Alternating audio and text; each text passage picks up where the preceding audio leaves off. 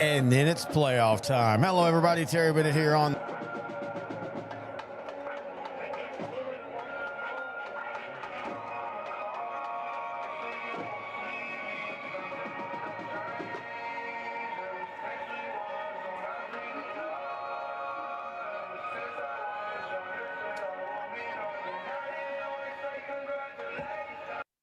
One week left, and then it's playoff time. Hello, everybody. Terry Bennett here on the iRick Real Estate Pilot Point Football Show as the Bearcats get a massive win over, well, the Bearcats of Whitesboro in a thriller 45-20. The game was closer at times than that, but more importantly for Pilot Point, it locks up the number 2 seed for the playoffs. Looks like it's probably going to be West. Now, there's a way West can get out of the third place spot over in 7-3A Division I, but that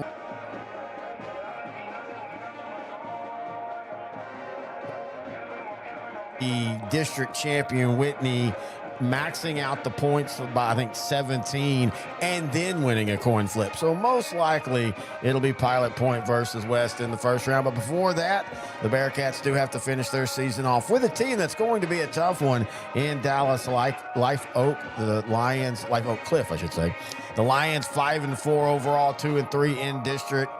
Very, very dynamic offense. Defense is where they can struggle, and consistency at times. But this is still going to be a fun game. And you know, if you get now Life Oak Cliff have been, eliminated from the playoff race. If you get a team that's, wanting to go out there and have fun for their final game and give it their all, this could be a lot like last year, back and forth early. Or you could get a team that's like, hey, the season's over. Let's pack the equipment. Let's go play basketball. I don't know. But I do know the talent on the field for the Lions is pretty salty. When you look at what they've done on the year, they got beat by Pottsboro, but only by 3 points. Got beat by Wattsboro by 7. Now, the Palmer game did get out of hand for them a couple weeks ago. They had a couple defensive injuries, and Palmer was able to exploit that. So, again, Pilot Point should win this game, but I don't think that this is a give-me game for the Bearcats. We want to thank our title sponsor, and that's Chance Kirby, broker at iRick Real Estate. Give him a call, 940-300-6900. If you're considering buying in the Lake Ray Roberts area, why call him? Well, A, he's an awesome super dude, and he's going to get you the best value you can. He also has over a quarter of a century experience in the Lake Ray Roberts area, so why not call someone who knows what they're doing? So give Chance a call, 940-300-6900. And when we come back, it's the head coach of the Bearcats, Coach Chad Wall, right here on the iRick Real Estate Pilot Point Football Show. With Pilot Point making the playoffs, I do want to remind everybody each and every week, Grant Goodwin and I will talk 2A, 3A, and 4A playoff football here in the state of Texas on Sideline to Sideline. It is our 18th year of doing this. This is our favorite time of the year. It's the playoffs. We're so excited. So, again, you can check us out. Now, this week starting, we will go back to 3 shows. We had been doing 1 show the last few weeks as the season was winding down, but we'll get back to 3 shows, 1 for 2A, 1 for 3A, and 1 for 4A. And that's because we pick every playoff game each week in the season. So check us out, youtube.com/@L4 Media Company, or on our podcast page, S2SGrantandTerry.com, and on every podcast platform. That's Sideline to Sideline on L4 Media. Terry Bennett back here on the Pilot Point Football Show. Now joined by the head coach of the Bearcats, Coach Chad Wall. And, Coach, I know we've said this a couple times already, but what a massive win against Whitesboro, 45-20. This was one of those, just kind of like the Palmer game, a program-defining win. It was. I mean, I tell you what, Whitesboro's had our number the last few years, and it's kind of turned into a rivalry game for us with our old rivalries moving up and growing, kind of getting bigger than us. And so it was a huge win. I mean, it was a good football team. They're well coached. Coach Fagan and his staff do a great job over there. And man, I was just proud for our kids. I'm always proud of our kids, but proud for them that, they were able to get that win at home on senior night, and especially being over Whitesboro.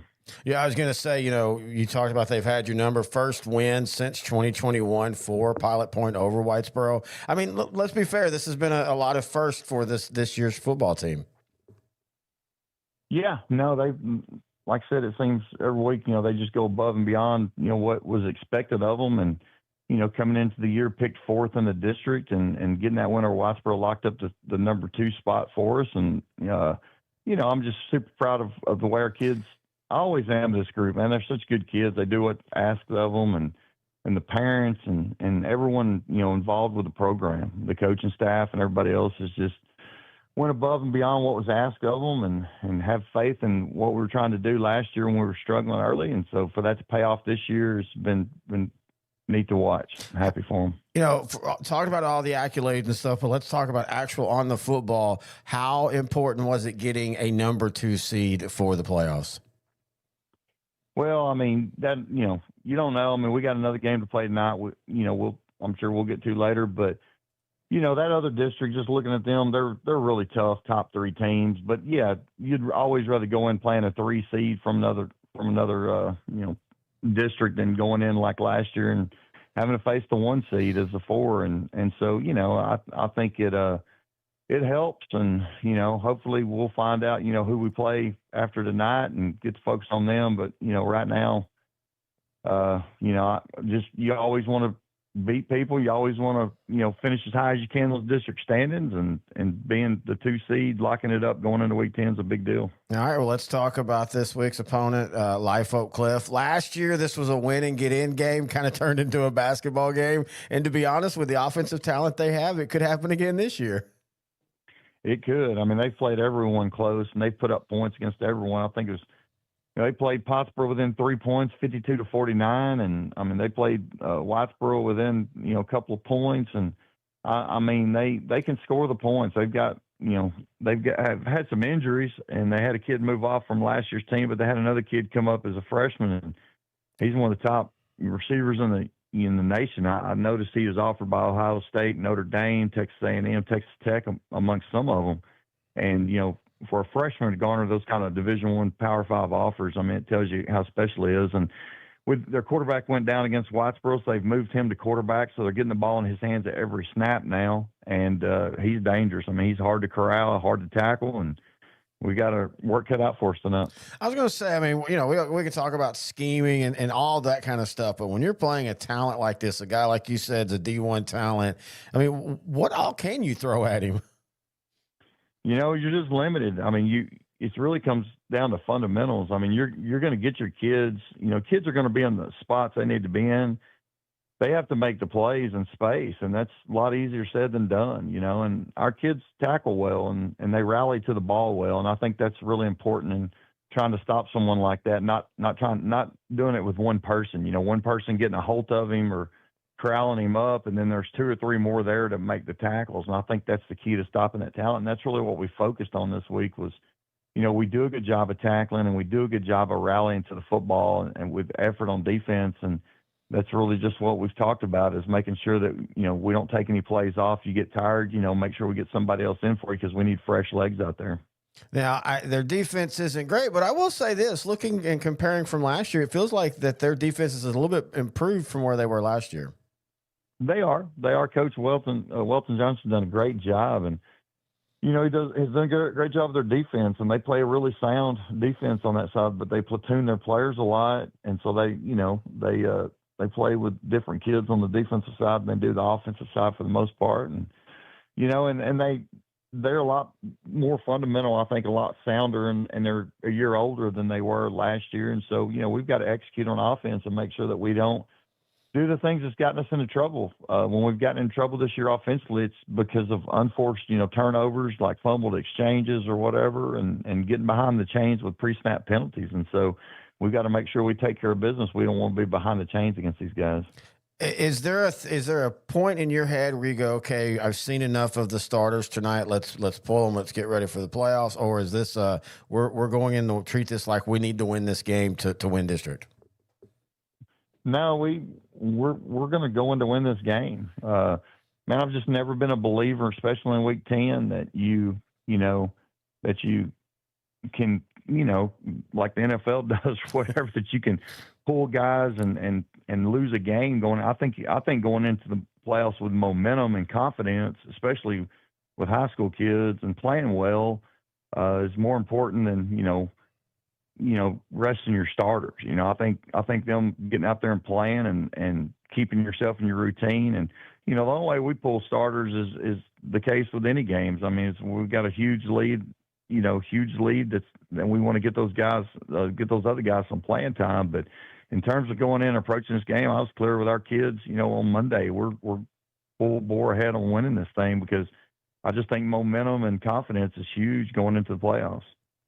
As always, we want to thank Coach Chad Wall for joining us here on the IRIC Real Estate Pilot Point Football Show. I like that he's still focused on Life Oak Cliff. Again, this game doesn't really matter as far as in terms of playoffs or positioning or anything like that.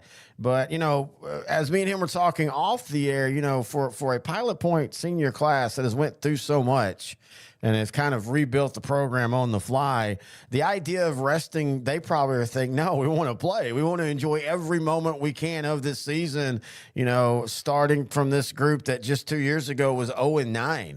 So they want all the success, and that means being on the field. And that's how Coach Worrell's already done it, always done it. And I kind of agree with that. Why stop a machine that's rocking and rolling, man? Sometimes those bye weeks or pulling back when you don't need to can sometimes, in my opinion, lead to some inconsistencies. And again, also for a program that's relearning how to win, you want to keep that pedal on the metal is the way I feel about it. Because also Life Oak Cliff, man, this is going to be a road trip into Life Oak Cliff.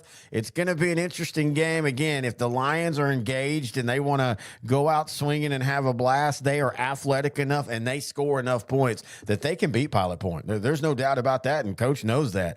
Now, for Pilot Point, it's just doing what you've been doing all year long, playing good on offense, opportunistic defense, and make the big plays when they do it. Either way, though, we'll be talking Pilot Point next week. Now, next week, the shows will move to Wednesday because the playoff games are on Thursday. A little bit more time-consuming for coaches on game day.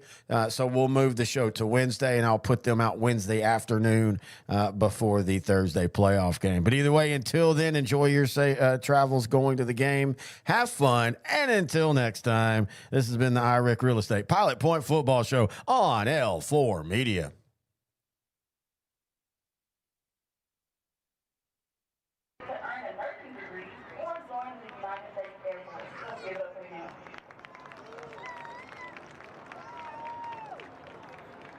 Next, we have number 9 linebacker, Derek Wilson. The activities he participates in are sports medicine, track and field, as well as powerlifting. After graduation, he plans to attend trade school to earn his HVAC certification. Let's clap it up for Derek. Our next athlete is number 10 receiver, Arthur Washington. The activities that he participates in are TSTC, track and field, and football. His plans after graduation are to attend trade school for HVAC certification and major in electrical engineering through TSTC. Let's give it up for him as well.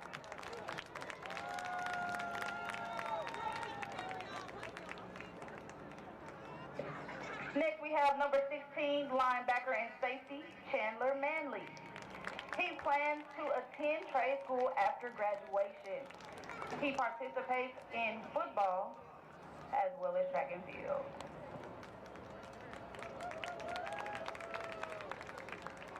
Next, we have number 17 receiver, cornerback, and safety, Lamont Thompson Jr.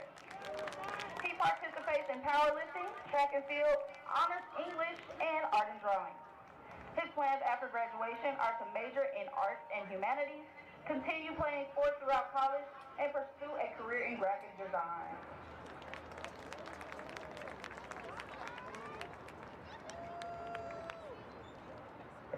Next, we have number 18, running back, Tim Bright Dakwa. The activities that he participates in are NHS, community service, as well as soccer and the football team, and sometimes track. His plans after graduation are to attend college to play sports, study dentistry, and start his own business. Let's give it up for those guys.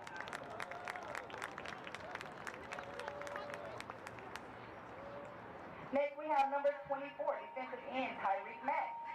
The activities he participates in are volunteering work for the North Central Texas Tigers. He plans to attend college to study engineering.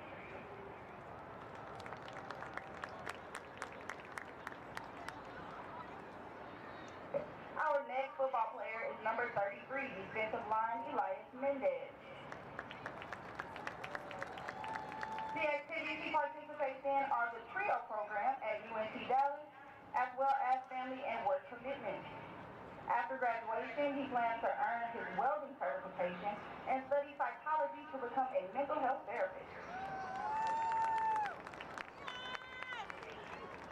Next, we have number 50, center, Darian Lewis Jr.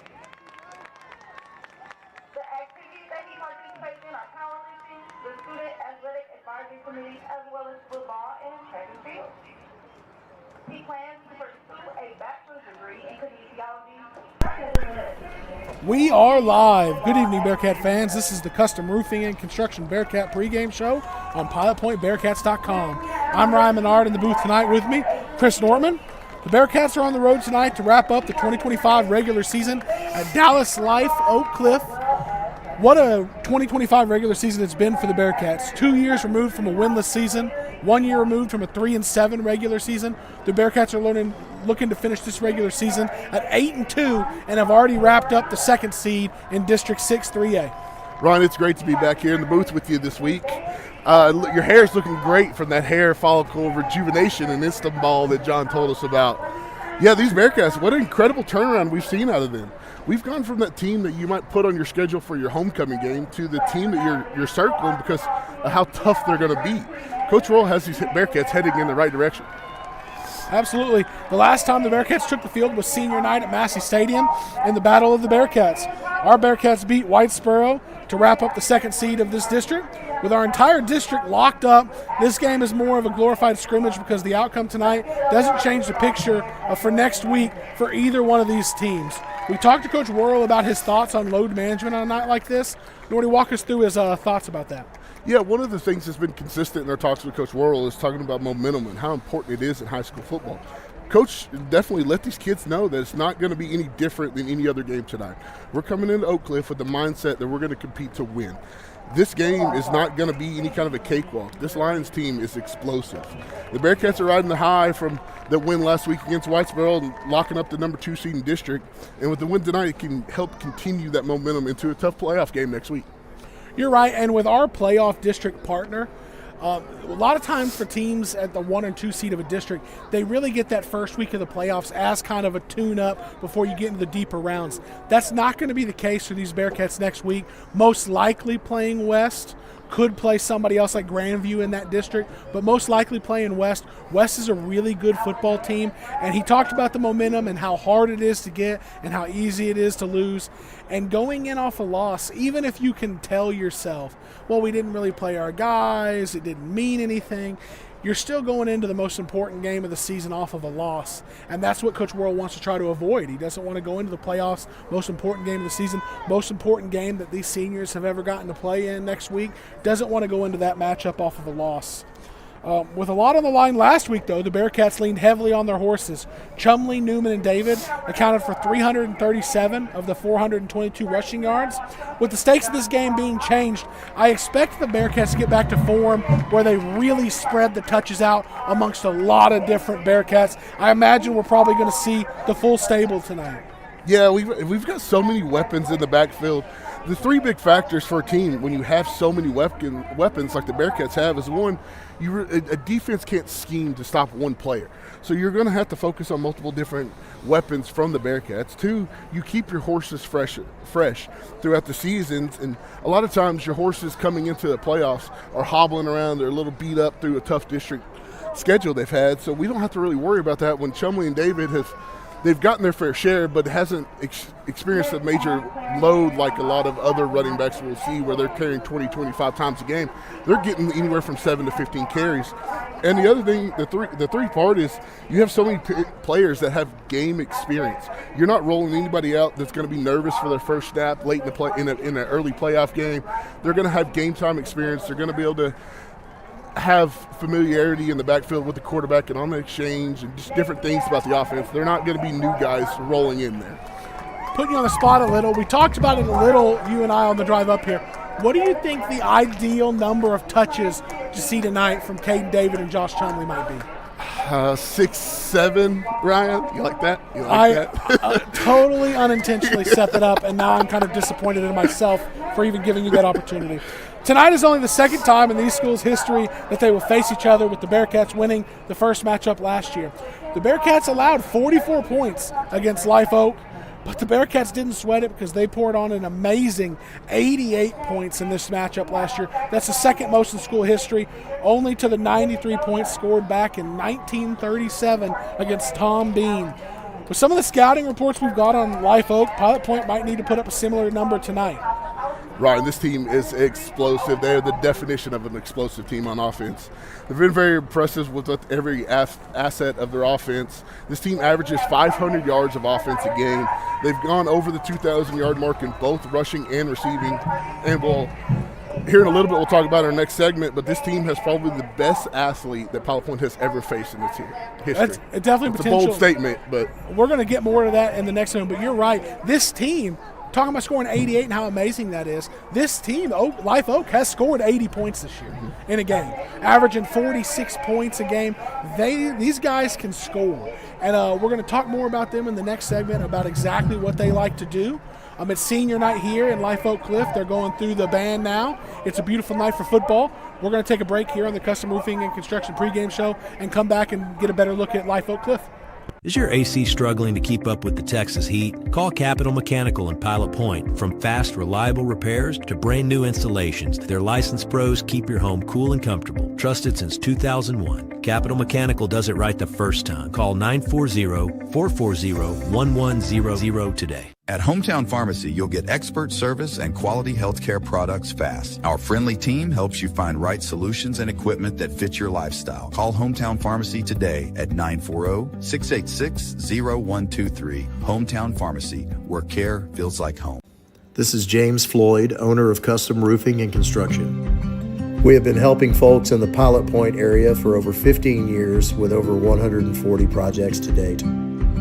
We are a local company, family owned and operated. If you are unsure of your current roof condition, just reach out to us for a free inspection. And go Bearcats. Pilot Point, your new hangout is here. Moto and Latte, where coffee meets community. From handcrafted espresso to fresh roasted beans, it's the fuel to your road ahead. Come and see us at 110 East Liberty Street in downtown Pilot Point.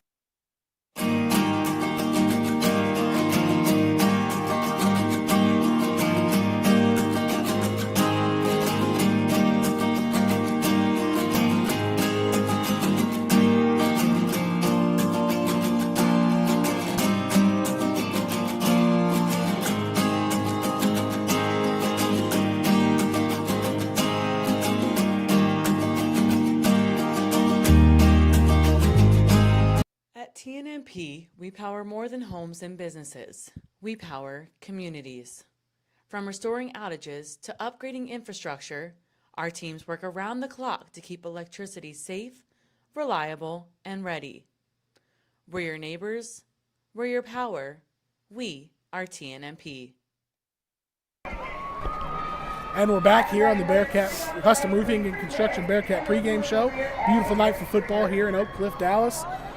And now we're getting ready to take our first look at the Dallas Life Oak Cliff Lions. Oak Cliff holds a 5-4 record and are locked into the 5th spot in the district play, but they are not a pushover. They played Pottsboro to a 3-point game earlier in the year. They lost to Whitesboro by a touchdown, and they kept it close to Palmer as well. They are an all offense, no defense type of team, though. They average 45 points a game, but they allow 30 points a game, and that's skewed by putting a shutout on the board last week against A-Plus Academy and holding a 1-win Kemp team to only 7 points earlier in the year. Yeah, Ryan, this team, when you hear the saying, the all gas, no break, that's what this team is on offense. This team is going to spread you out, look to find holes in either the passing and running game, and they also go for it on every 4th down, and they kick onside kicks. So it's going to be something we're going to have to watch throughout the game. They're trying to capitalize and getting as many possessions as they possibly can. We heard a story before we started that Whitesboro had a possession where they took a lot of time off the clock, and the fans here started booing them for holding on to the ball so long. That is awesome. These fans want their team on offense, they're so electrifying. Well, speaking of electrifying, we kind of teased it in the first segment. Oak Cliff might have the most high-profile skill position player the Bearcats have ever faced. The number 1 receiver in the nation for the class of 2029. I know that's broadcasted pretty far out. He's only a freshman, but Socorro Sip Cooper Jr. is his name. And he, like I said, number 1 receiver recruit in the nation in the 2029 class. He's a freshman, listed at 6'1", 170 pounds, and he runs a 4.4 second 40. The internet said Sip has 13 Power 5 offers already. We were able to confirm 12 total offers, but that list includes the likes of Texas A&M, Ohio State, Nebraska, Miami, OU, Penn State, Texas Tech, Baylor, SMU, UTSA, and Texas State, and he's a do-it-all athlete. Ron, I'm interested to see what the chat's going to say about your statement of this is the best athlete we've ever faced on the offensive side of the ball. Sip is electrifying in the receiver position. You don't get to be the number recruit and not put up impressive numbers. So far this year, he's had 34 catches, 854 yards, 11 touchdowns, on an average of 25 yards per catch, and that was through just the first 6 games of the season before his sophomore quarterback, Cameron Phillips, got hurt against Whitesboro. I believe I've heard earlier in this year that they would throw him a go route to just start every game just to see how this would go. Well, with his athleticism, we watched him here pregame. We've seen guys who have D1 offers. Most of the guys that we're seeing in those situations, though, historically have been linemen, whether it be offensive, defensive. Every now and then there's a linebacker thrown in the mix. We've seen 1 or 2 receivers over the time, but never really seemingly had panned out. The last time we saw an athlete maybe of this caliber, he wasn't recruited, got no offers, but he's Cash Jones of Brock, who's currently playing for Georgia. This guy is, like I said, a freshman, 14 years old, offers from Ohio State, Texas A&M. I mean, the top guys in college football in this country are all over him as just a young 14-year-old freshman. It's exciting. And you mentioned the quarterback getting hurt. When the quarterback got hurt against Whitesboro, they didn't really have a contingency plan at quarterback, so they moved Sip to quarterback. Mm-hmm. And since then, he's added over 200 yards passing a game, only 4 passing touchdowns, but now 10 rushing touchdowns to go with that in just a couple games at quarterback. And he has another weapon too. Number 2, Joshua Williams, is another weapon that he has to throw the ball. Joshua Williams has 579 yards receiving and 18 total touchdowns when you throw in his rushing touchdowns as well. We talked to Coach Marsh in Whitesboro after they played Oak Cliff, and that's the game that the quarterback got hurt. They said they moved Cooper to quarterback, and all of a sudden it's like they had Lamar Jackson back there, and they had more trouble stopping their offense after he moved to quarterback than they did before. Ron, there's no stopping this kid. Hopefully the Bearcats can maybe slow him down to the speed limit maybe, but I don't know. With him playing quarterback, though, we've got some ball hawks in the backfield with Hunter Newman and Ashton Williams. And then, hopefully they can get some interceptions. And Card Lock and many of these other Bearcats do like to bring the hammer, and we talked about that in Lindsay and Pottsboro.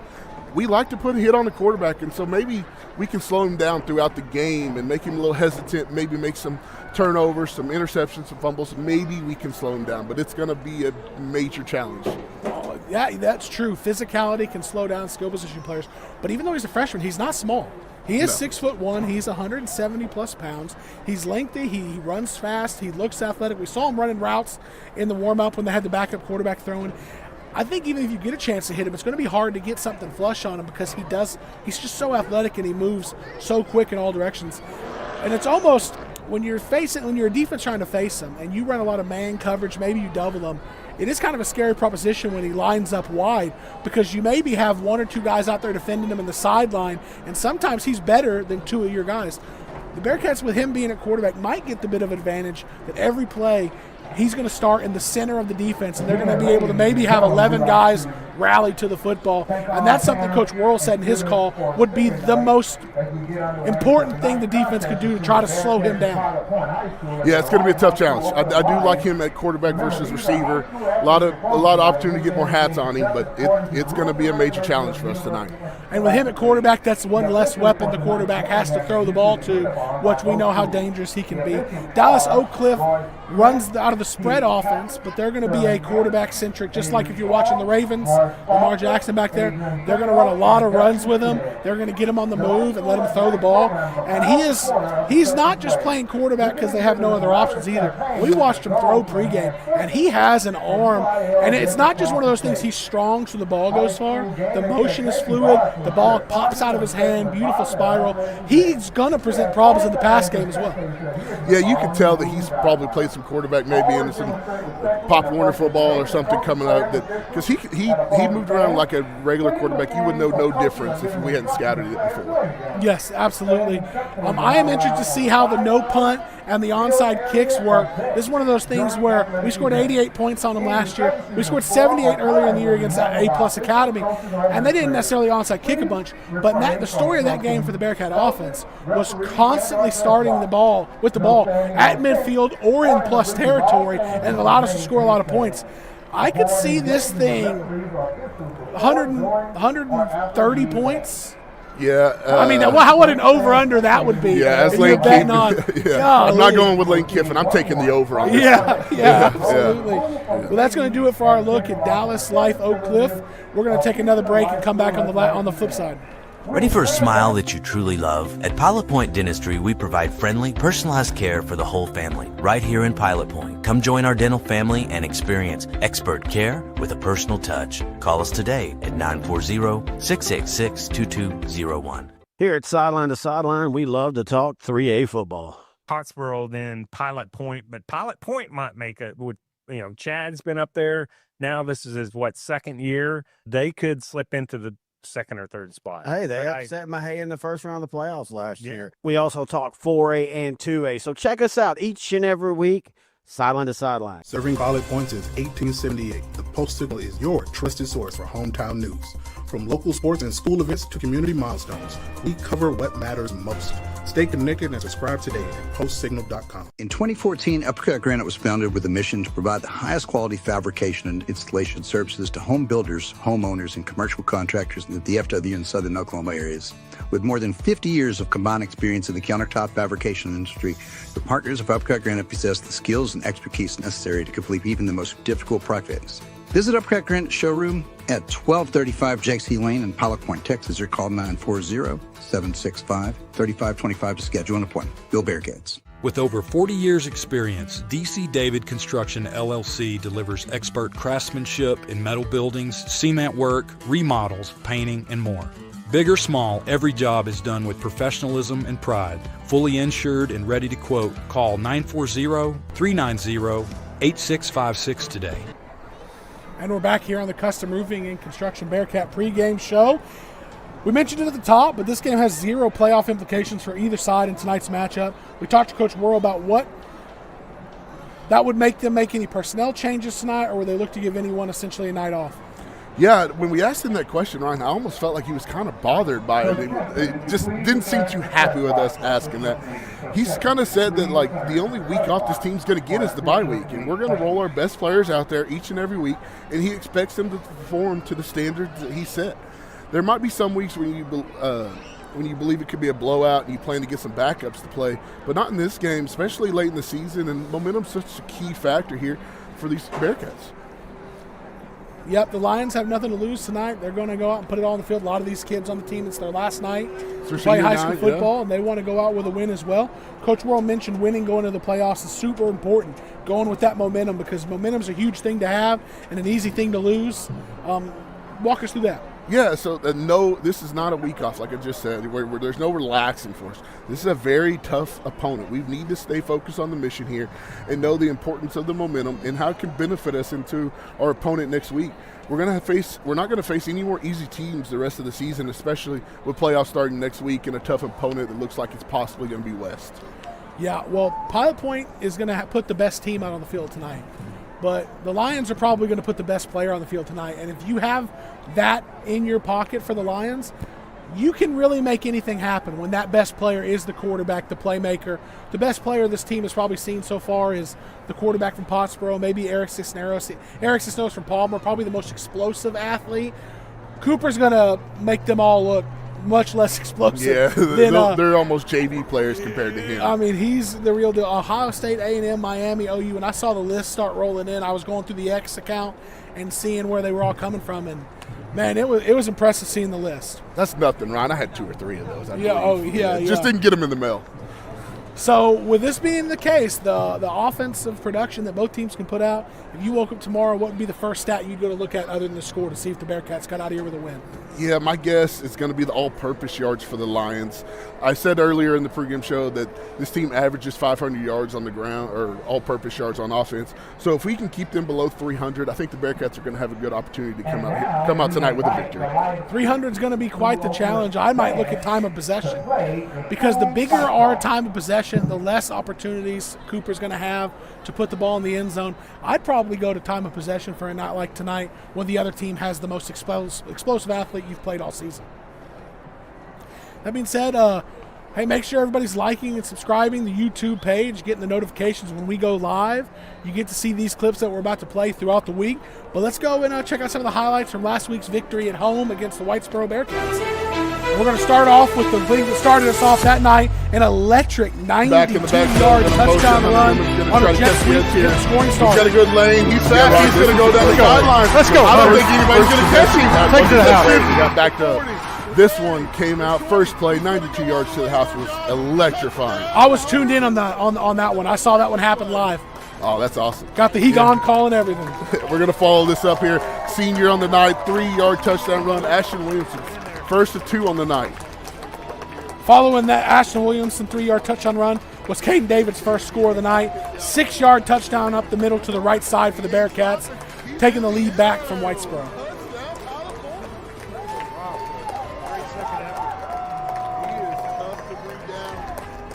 Here we got Ashton Williamson's second touchdown run of the night. He was running hard throughout the whole game. Ashton Williamson with his biggest night of the season, getting in the end zone wise. Following that up with Anthony Torres' biggest night of the season. His first of 2 field goals, 20 yards, extending the lead from 27-14 to 30-14 in the second quarter. Yeah, I feel bad on this touchdown call last week. I was calling this Michael Marsh, but Drevion James here with a 3-yard touchdown run catching the edge. I was tuned in for that one as well. Saw it all on YouTube last week. Following up the first Anthony Torres field goal, we got another Anthony Torres 27-yard field goal in the second half, extending the lead from 30 to 39-20. Yeah, and the cap off the score in here for the Bearcats, David Pickrell, 3-yard tough run up the middle. That put the icing on the cake at the end of the night, taking home his, I believe last week, taking home his first Texas-New Mexico Power Player of the game was actually Ashton Williamson. 2 big early touchdowns to help give the Pilot Point Bearcats control of that game and helping secure the victory in the 2 seeds in this district. Yeah, he definitely had a great senior night. Well, that will do it for the Custom Roofing and Construction Bearcat pregame show. We'll step away from a break, come back for the national anthem, coin flips, and see who will get the ball first. For over 40 years, Chandler Cabinets has been crafting top-quality cabinets with unmatched craftsmanship and innovation. From concept to completion, their award-winning designs bring style and function to every space. Experience excellence built to last. Visit chandlercabinets.net or find them on Facebook. Chandler Cabinets, over 40 years of excellence.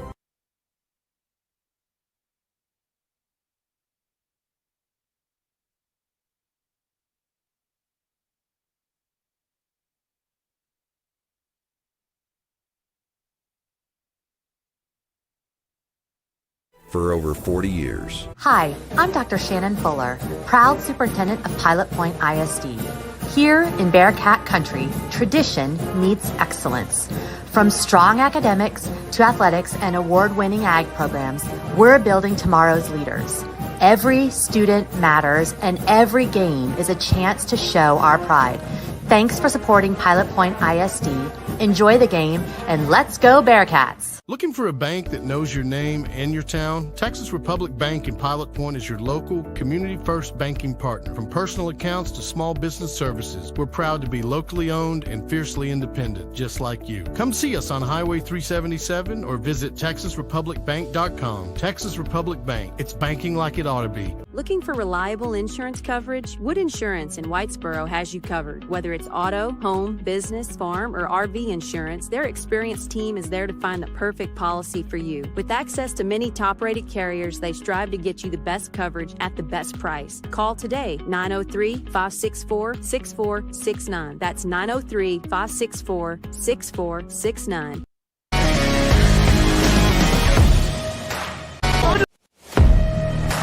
Get it on first down! Caden David! Is he going to take it all the way? Hunter Newman's going to take this one to the house! Point touchdown! He's going to break one and get in the end zone. No one stopping on that one. He absolutely ran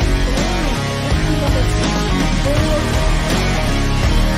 Aiden Kicker. It's not too late to add my way. Great finish to a great run.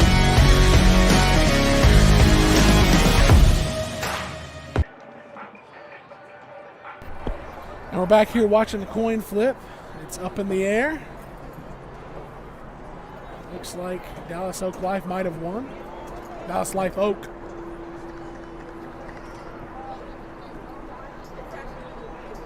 Life Oak has won the toss and elected to put the defense on the field first. Pilot Point's going to get the ball. Captains for the Bearcats, Preston Atkins, Garrett Evans, Ashton Williamson, and Luke Connor. No, not Luke Connor. Ashton Williamson and Caden David. Cameron Phillips, the injured quarterback, was the captain for the Lions, along with big number 50, Therion Blewett, and Kaderick Wilson, number 9. And the Lions are getting off the field, ready to come through their tunnel, I think, and then we'll probably get the national anthem after that. 5 minutes to game time. Let's get a weather check. What do you got for the weather tonight? I know you were dressed for the cold weather with your pullover and your 3 layers of pants and underwear and all that. You got to come prepared, all right? I thought it was going to be a little colder. Got a little excited. I had to take the pullover off. We're ready to go. It's a nice, crisp 58 degrees here in Life Oak. 58 degrees. That is a misprint. It is not 58 degrees. It is closer to 68 degrees. Listen to me, all right? I know what I'm talking about here. Great night for football. Don't have a major breeze. Clear skies. Great, just a nice, crisp weather. We are outside tonight, not in the press box, not on the press box, next to the press box, in the top row of the Lions bleachers. So this is going to be a fun one up here, especially if Pilot Point starts scoring a lot of points and the Lions start putting a lot of points on the board themselves. Going to be lots of back and forth up here, I'm sure. 68 degrees. That's a pretty good call by me. Yeah. I'll take 58. I brought the pullover just in case. Yeah. It is a clear night. It's a beautiful night for football. But the Lions are on the field now, and we're going to we'll pause talking here, get ready for the national anthem and the final game of this 2025 regular season.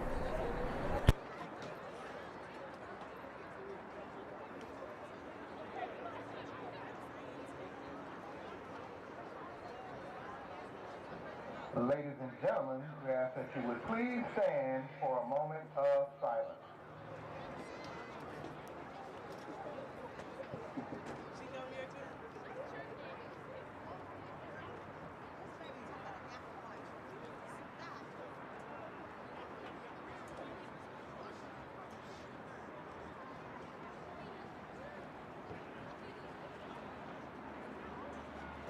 Thank you. And at this time, we ask that you please remain standing for the national anthem played by the Life School Oak Cliff Band.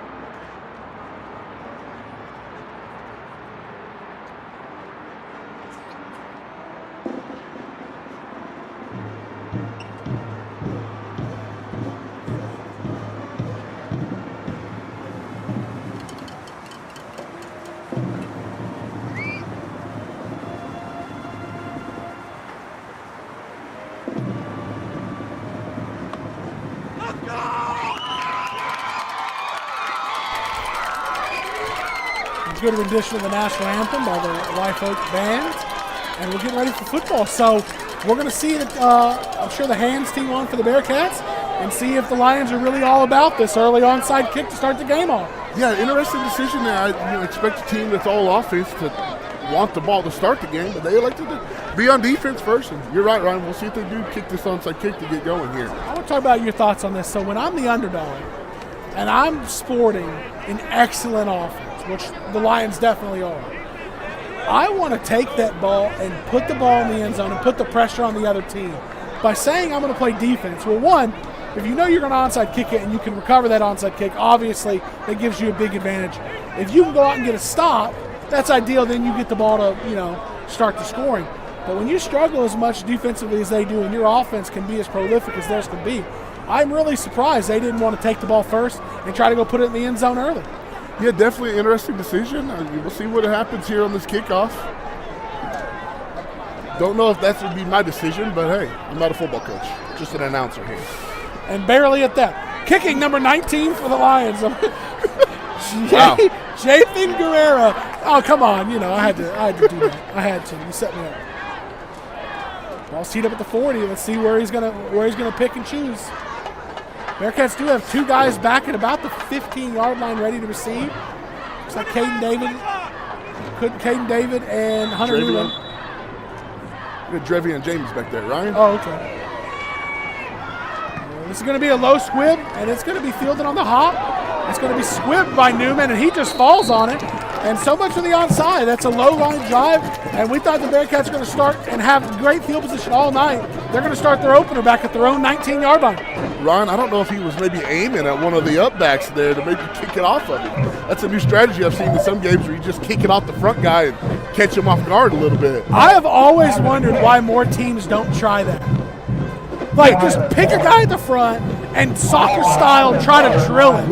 And, at that point, that's your best chance to get the ball back. You can do that if you only do it one or two times a year. You catch them off guard, but they might be expecting it. You do it every game. The left hash of the Bearcats are going to open up with a jet sweep to Hunter Newman, and he's going to get the seam. He's going to turn it up, and he's going to get it across midfield, and it's a foot race, and he gets drugged down all the way at the Lion 40-yard line.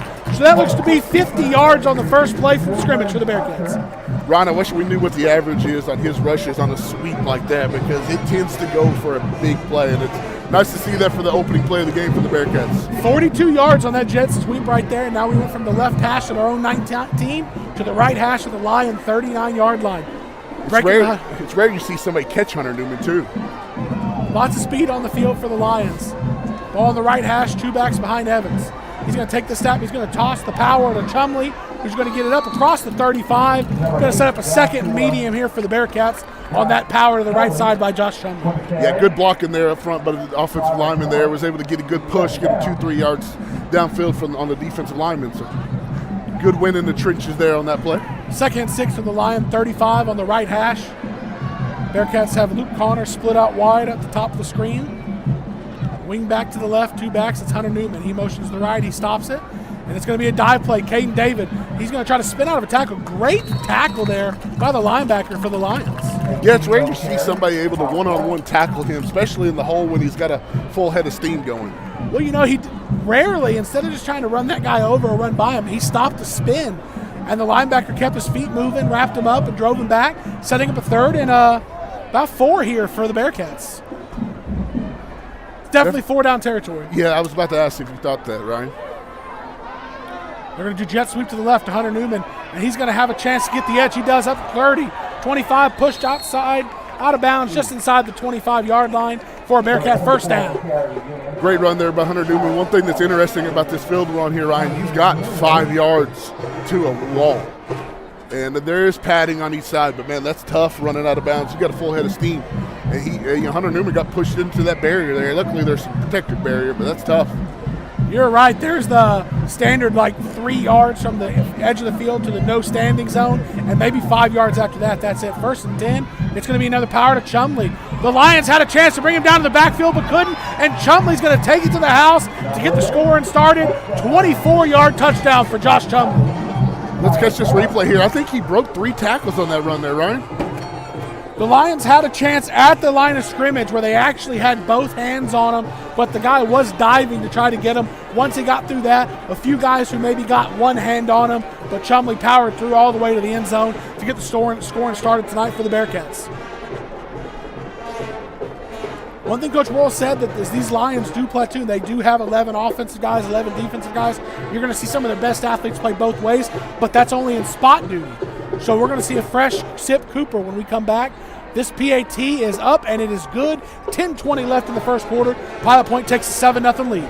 Point Bank is proud to support the Pilot Point Bearcats football season. Open your free e-checking account. No monthly service charge, no minimal balance. Just enroll in e-statements and show your Bearcat pride with the custom Point Bank school logo debit card. Visit pointbank.com to learn more. Point Bank, it's not just banking, it's point banking. Member FDIC. Hey football fans, this is Laura Bradley, broker-owner of SouthernLifeLiving.com, a real estate brokerage located right here in Pilot Point, Texas. Whether you are looking to buy or sell, our firm has several experienced agents to guide you through every step of the process. We want to be your go-to source for all of your real estate needs. Please visit our website at SouthernLifeLiving.com, or you can reach me, Laura, the broker-owner, at 940-390-3911. Anthony Torres has it teed up and back to return the kick for the Lions. Number 5, Marcus Franklin Jr. And number 21, Antonio Hammond. And it's going to go deep to Hammond. Hammond's going to field it at about the 10, and he's going to try to get it up the center of the field. He's trying to get the sideline stop. Great pursuit by the Bearcats. First, and Bearcats force a fumble, and they drop on it. Bearcat ball. Carter Locke was the first to the man. He put his arms around and grabbed him when he saw he had help. Instead of grabbing the player, he grabbed the ball and pulled it right out, and the Bearcats force a turnover, and will have it 1st and 10 from their own 16-yard line. Ryan, right before they kick off, I thought about asking you, could you see an onside kick here for the Bearcats? Because with this Live Oak Cliff being a fast offense, maybe you try to steal some possessions for your own team. But, hey, I mean, if you can strip the ball like that and recover it, you don't need the onside, I guess. Best way to stop Sip Cooper Jr. is not let him on the field.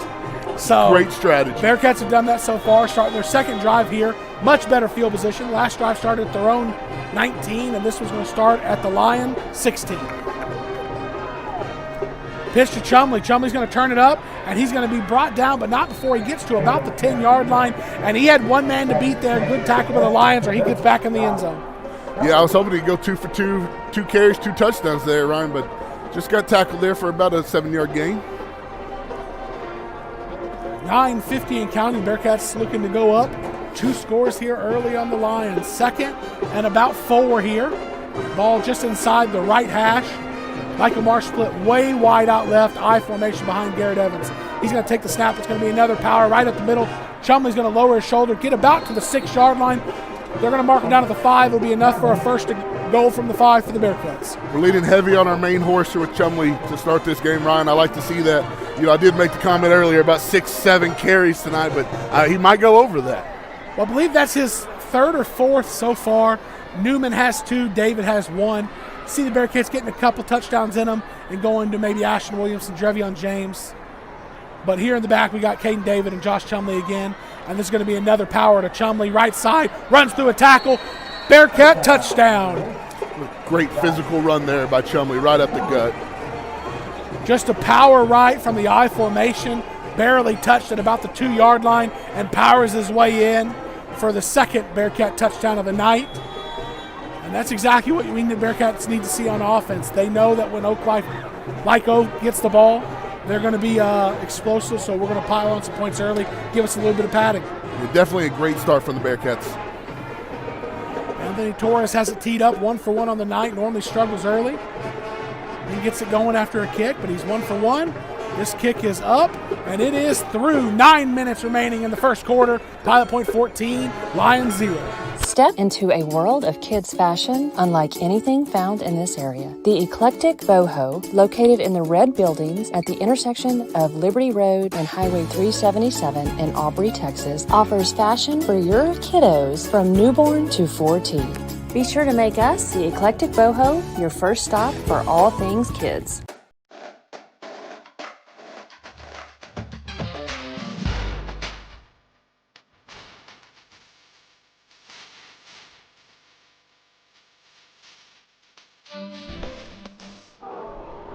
We're back here where Anthony Torres is getting it teed up. Lions swapping both kick returners out to their two basically offensive weapons. Sip Cooper and Joshua Washington back to receive for the Lions. They have their heels at about the 17-yard line.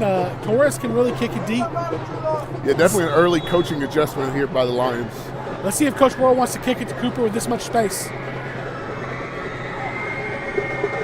And they're going to just kick it high, and it's going to bounce on the ground. It takes a tough bounce. Ball's on the ground, and the Bearcats cannot corral it. They got a little too aggressive trying to jump on it. That was Hunter Newman along with Jason Rangel there, who ended up knocking it out of bounds, had a chance to recover.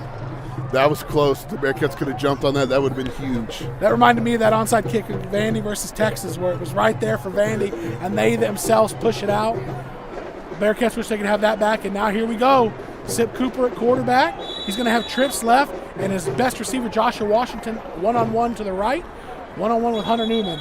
In the backfield with Cooper is going to be number 7, Jatavion Smith-Adams at running back for the Lions. Ron, I was interested to see what the decision would be here by the defensive coordinator. It looks like we're going to come out and run man coverage. We're going to have 4 corners here. Light box up here in the middle. It's going to be an interesting decision what they have to make an adjustment with an athlete like that as quarterback. Looking for maybe a go route one-on-one to Joshua Washington or a quarterback draw. With a light box, they have 4 down linemen and 1 middle linebacker, Carter Locke, right in the middle. That's going to, if the Lions can get a hat to a hat, that's going to force Ashton Williamson in a one-on-one situation with Sip Cooper. It does look like we might have double coverage here on number 2 with Drevion James and Hunter Newman, maybe a bracket coverage. Run play to the right side. Drevion James comes up from his corner, outside linebacker spot, good support, and it's a short gain on first down for the Lions. Yeah, it looks like we might be running kind of some bracket coverage there with Drevion James kind of covering the flat area, Hunter Newman covering deep, because right before the ball was snapped, Hunter Newman kind of backtracked a little bit to get some separation. Ball on the right hash of the Lions, still have trips left to the wide side of the field. Running back is on the trip side, and they're going to drop straight back looking to pass. A flag is thrown. Cooper's going to scramble, and he's going to throw it out. Has a man crossing, caught, and brought out of bounds at about the 45. That was number 6 on the catch, William Russell, and that was all improvisation from the quarterback. Ron, I wonder what this flag is here. I don't know if it's on the Bearcats. Offsides on the Bearcats going to be declined, and that improv ability from the athletic quarterback gets him out of the pocket, and he delivers a good ball to the crosser for a Lion first down.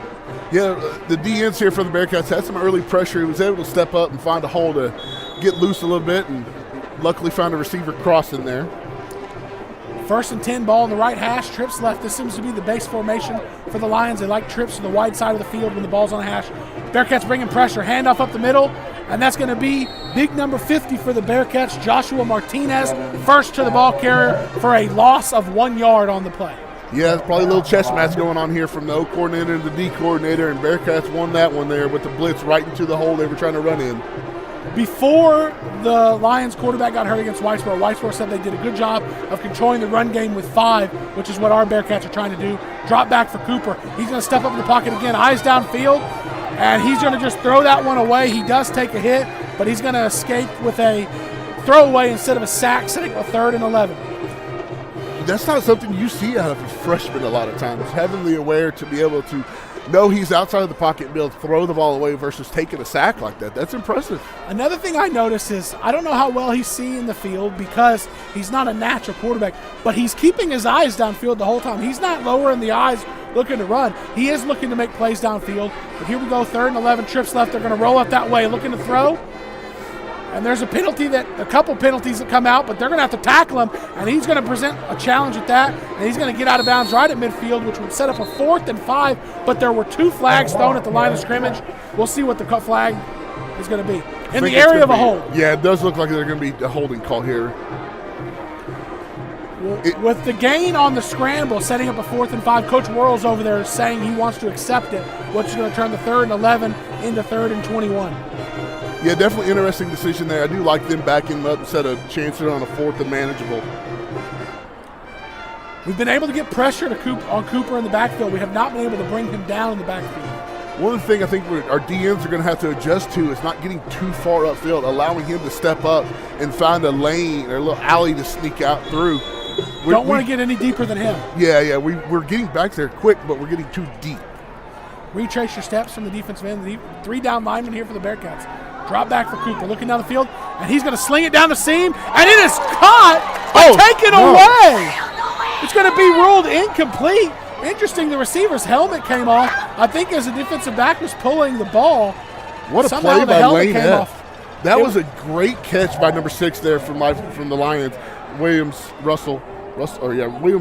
Great catch, but Lane F. able to strip it away. Watch this replay here, It was Ryan. an excellent catch, and you're right. Just the defensive back took it right out of his hands, forced it out. And what an effort. Timeout. We're going to get a timeout and come back on the other side. I'm going to look at this play again, and we'll talk about it out of the break. With over 150 years' experience, Chapin Title in Pilot Point is here to help you. When buying or selling your next property, tell your realtor that you want to use Chapin Title for the experience they have and the convenience of being located right here in Pilot Point. You do have a choice, and that choice should be Chapin Title in Pilot Point. Champion Equipment is more than just an equipment company. For 25 years, Champion Equipment has served the Pilot Point community with top quality rentals, sales, and service. Led by Champ Walker and his son Michael, they will help you find the right solution for any project. From construction to landscape, Champion offers reliable equipment and expert advice. Locally owned and proud to support the Pilot Point Bearcats. Well, we were told they don't punt and they only kick onside kicks. They didn't get onside kick to start the game, and it's 4th and 21 here. So I'd be surprised if we don't see some sort of punt. And Sip Cooper not coming out on the field makes me think this is going to be a punt. When you say a team doesn't punt, I don't think you factor in 4th and 21s. Well, right? Yeah, but Ryan, here's something. If they don't punt very often, you're going to have to watch this snap and see if he's able to get this ball off. Well, it's a fine snap, and the punt is going to go out of bounds at the 49 for the Lions. So the Bearcats are going to come out for their 3rd possession of the game, just on the positive side of the field when we come back. Do you need a maintenance check or emergency repair on a heating and cooling unit? Power Air can handle all of your heating, cooling, and ventilation needs. Power Air will work with you to find an HVAC solution that fits your needs by providing a full consultation so you can choose the system that's right for you, your home, and your business. Call today at 817-487-2286 to schedule your service now. That's Power Air, 817-487-2286. And we're back here. We're going to talk more about that 3rd down. That was an excellent throw by Cooper and an even better effort at the catch. If the Bearcats secondary doesn't make a great play on it, that would have been a 1st down.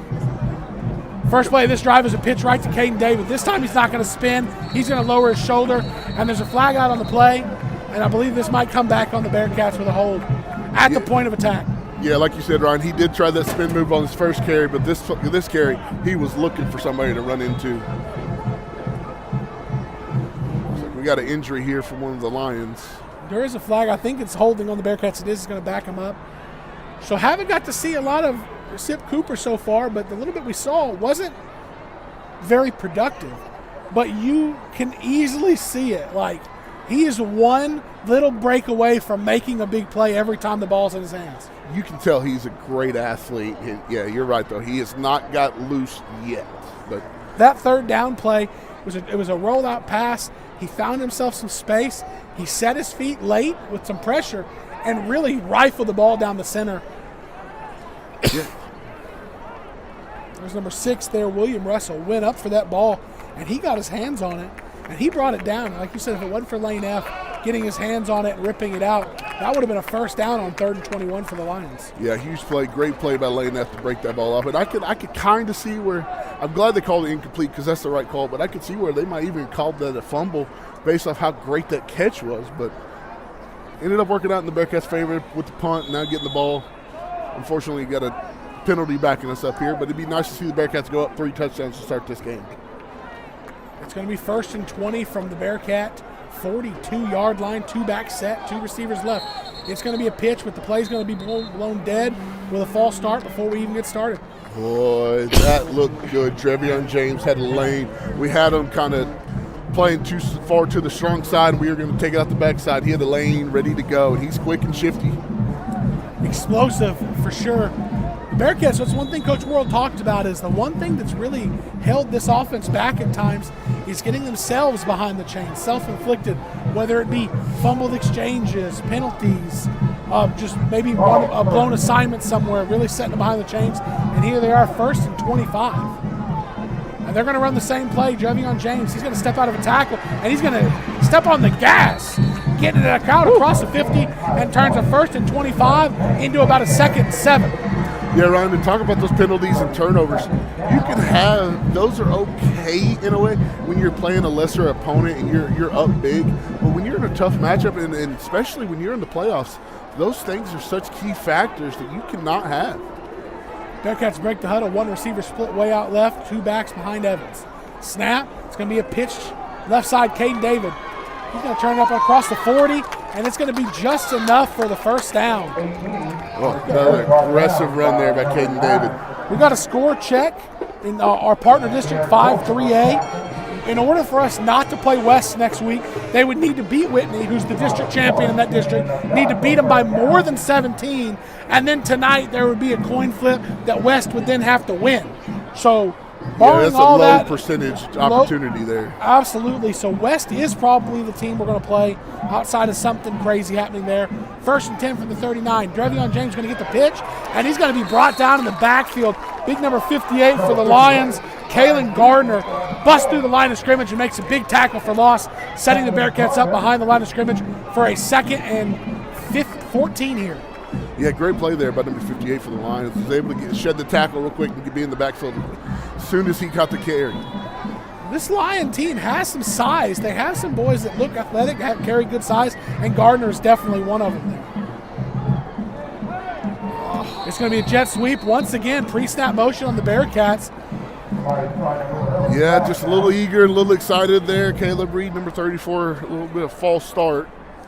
2nd and 15 is going to turn into 2nd and 20. This reminds me, so Diego Pavia for Vanderbilt had a drive against Texas where he had 108 yards passing on one drive because of some penalties.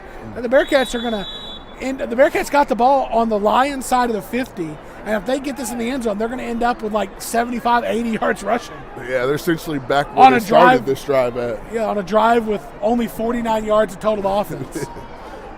That's not how you make a living, I'll tell you that. Yeah, Pavia had that in passing, but I can see the Bearcats have that in rushing here. For sure. 2nd 20 snap, pitch to James. James going to cut it up, and again, the Lions are there, tackle for loss. 2nd and 20 is going to turn into 3rd and 22. And this is where the Bearcats have a little bit of trouble answering. They had times where they were effective throwing the ball this year, but not generally in situations where it's an expected passing situation. Yeah, they haven't been very great on 3rd and long. They did convert a great 3rd and long last week against Whitesboro, but it's going to be interesting here with this. We're going to get a timeout, looks like. Timeout before this 3rd and 19. Don't know who it's on exactly, but we'll get one commercial and come back for this 3rd and long. Hey there, Bearcat fans. While the Bearcats are headed toward the goal line every weekend, Raceway Ministries is at speedways all across the country, serving and sharing the good news of God's hope in Christ. Want to know more? Head over to racewayministries.org.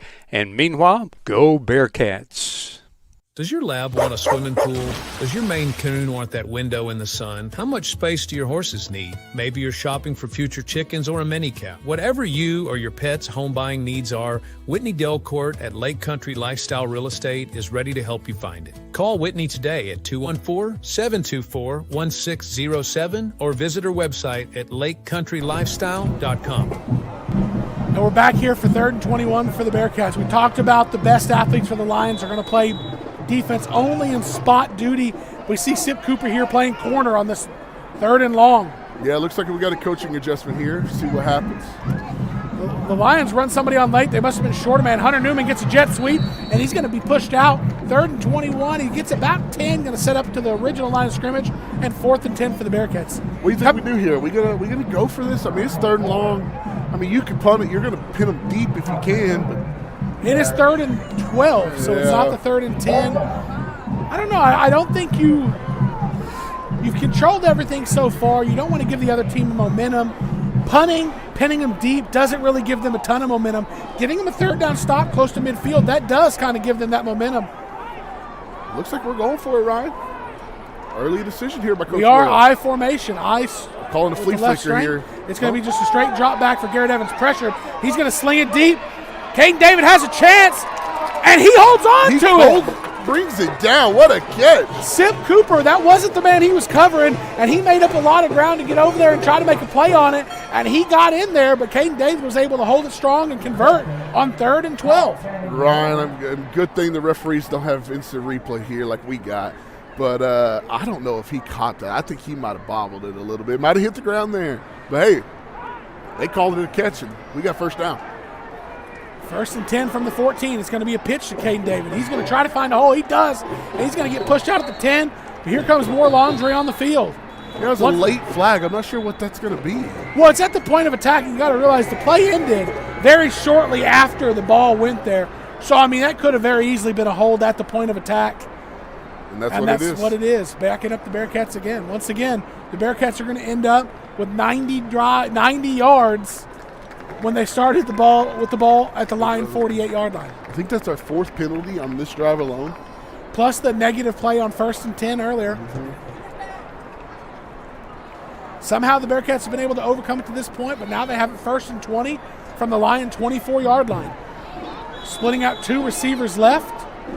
I left formation for the Bearcats. Garrett Evans under center, and he's going to hand it up the middle. Drevion James contacted immediately. 71, Jace King for the Lions, first to it, and he's helped finish the play by number 12, Cam Beatty. Yeah, these Lions have some aggressive D tackles here up the middle, and they're going to be tough to control on the night.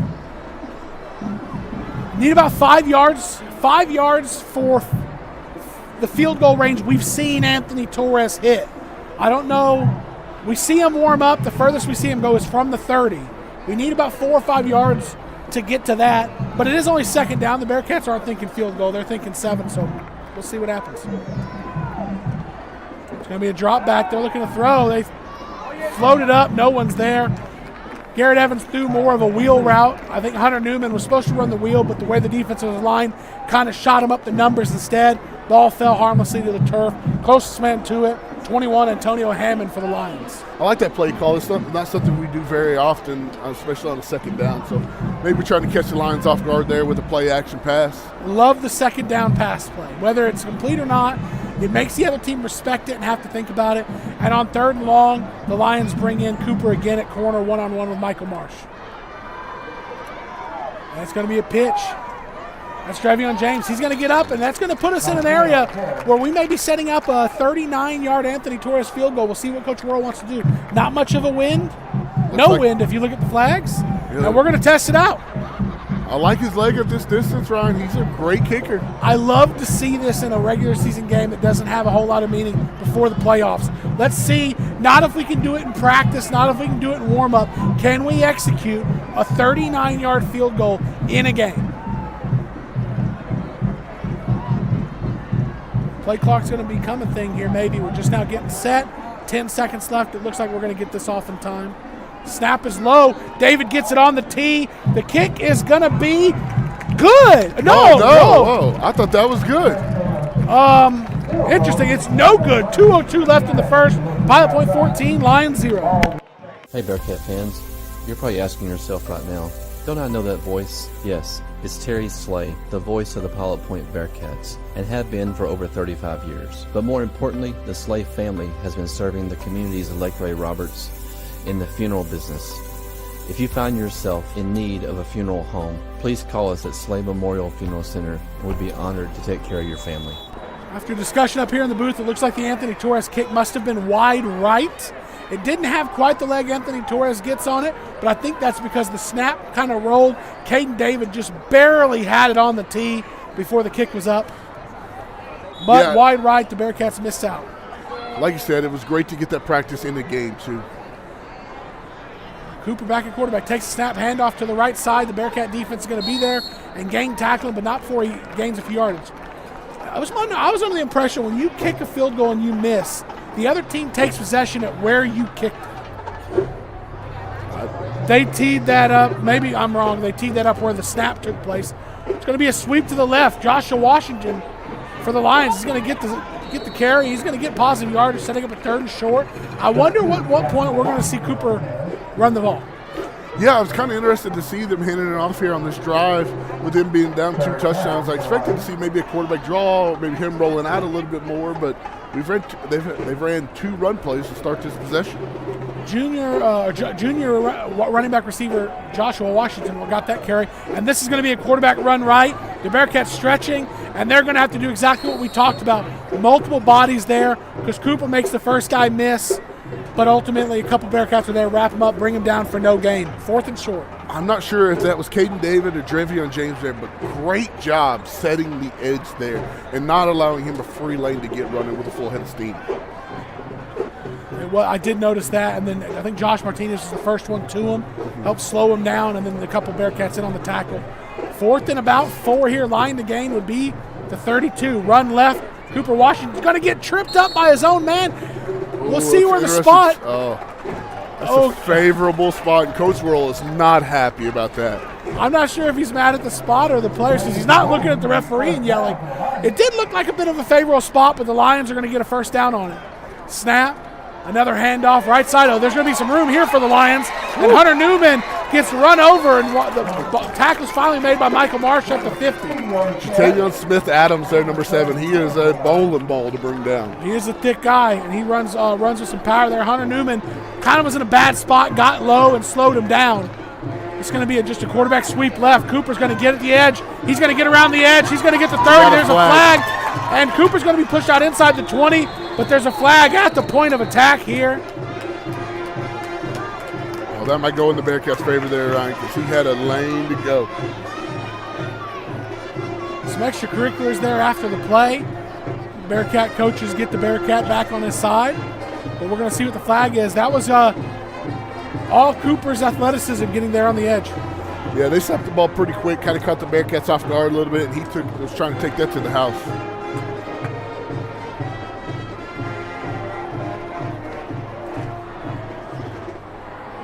Lots of laundry on the field here. 7 seconds left in the first quarter, and I'm going to check this during the quarter break, but I think we've had almost 10 penalties combined so far just in this first quarter. Yeah, definitely seeing that yellow flag. Way too much.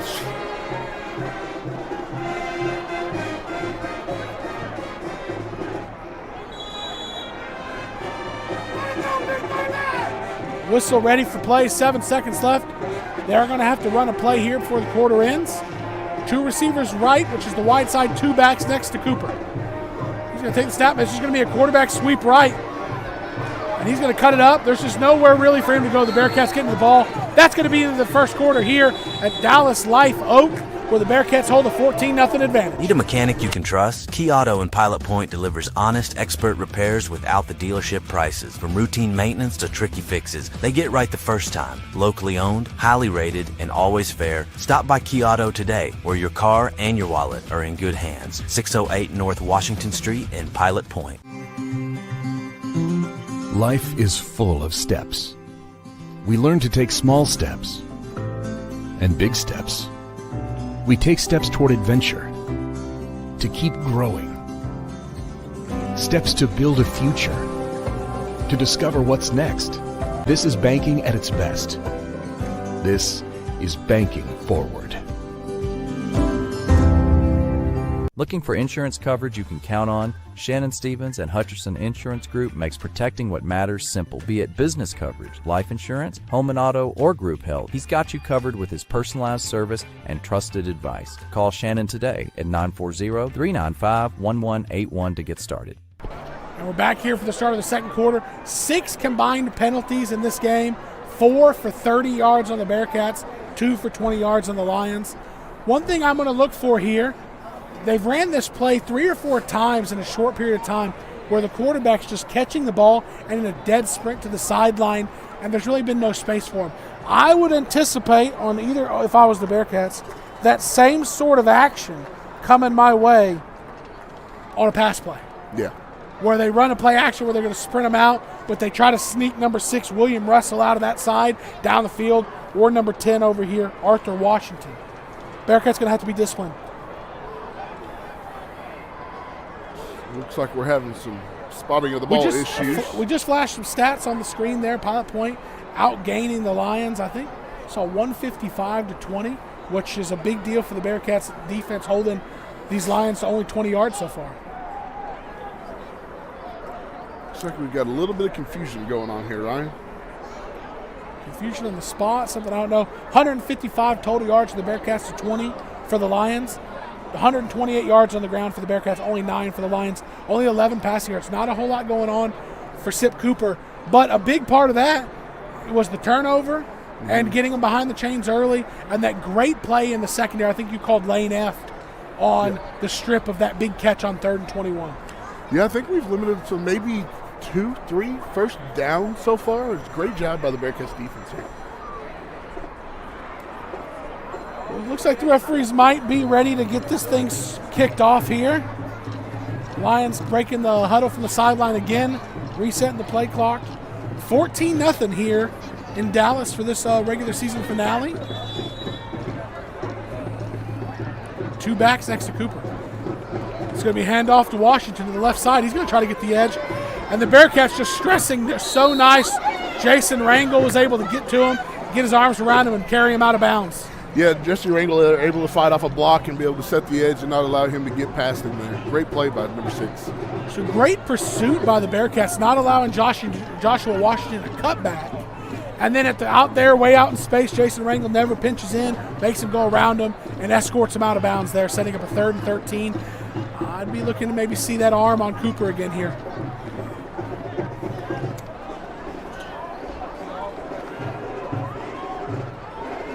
Looks like we're going to be here in main coverage, Ryan. Ball thrown down the sideline. Number 10 with the opportunity. Lane F. Another great play as a cornerback there. Man, I missed the snap. I looked up. Beautiful ball flying in the air. Number 10, Arthur Washington, running down the sideline with just a little bit of space on F. And F makes a big play again. Yeah, Ryan, as soon as that ball snapped, I seen number 10 get a good jump off the line of scrimmage there. And that ball I thought was overthrown, but, man, it was right in the breadbasket, but Lane F right there to knock it out of his hands. That's the second time I've seen Cooper throw it where out of his hand you think it's overthrown, and next thing you know, it's landing right in the receiver's hands. Yeah, he definitely throws a beautiful ball. Trips right, looking left. Joshua Washington is his superstar. Cooper's going to scramble. Oh, we can't quite bring him down. Now he's just going to sling it down the field. And, man, there's so much going on while that ball was in the air. I thought for sure the Bearcats are going to intercept it. Then a second later, I thought for sure we came up too much and it was going to be caught. And then after Life Oak got their hands on it, there was a tip, and there was another receiver there who had a chance to get a hand on it. Yeah, that was one of those kind of outfield plays where you see the guys run up too quick and kind of have to backpedal there, because I thought the exact same thing. I thought we had some ball hawks ready to go. Lane F was ready right there, and then he played it too short. And I was like, oh, no, we got people behind him. It's that arm strength of Cooper. He was so far back there. When he let go of it, I don't think they thought there was any chance the ball was coming out that far. Next thing you know, like you said, it's over their head. They kind of dodged a bullet there. Yeah, that was almost like an effortless 40-yard pass by him. I don't know if I'd call it effortless there.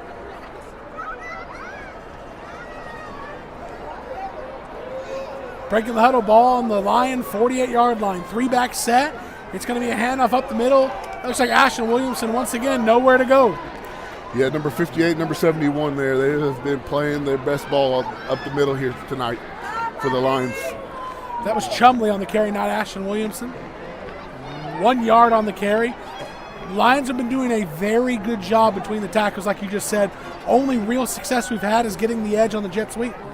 Yeah, I could see the Bearcats coming to that play in this formation they have here. Well, this is the formation they run it out of. And there it goes. We called it right there, left side. Lions do an excellent job of stretching. Hunter Newman's going to get positive yardage. But just what the Bearcats are doing defensively, stretching down the line, not letting them get the edge. And it turns into a short positive gain, but it's going to set up 3rd and 7, only 2 yards on that carry. Yeah, Ron, that's probably the best time they've managed that jet sweep there.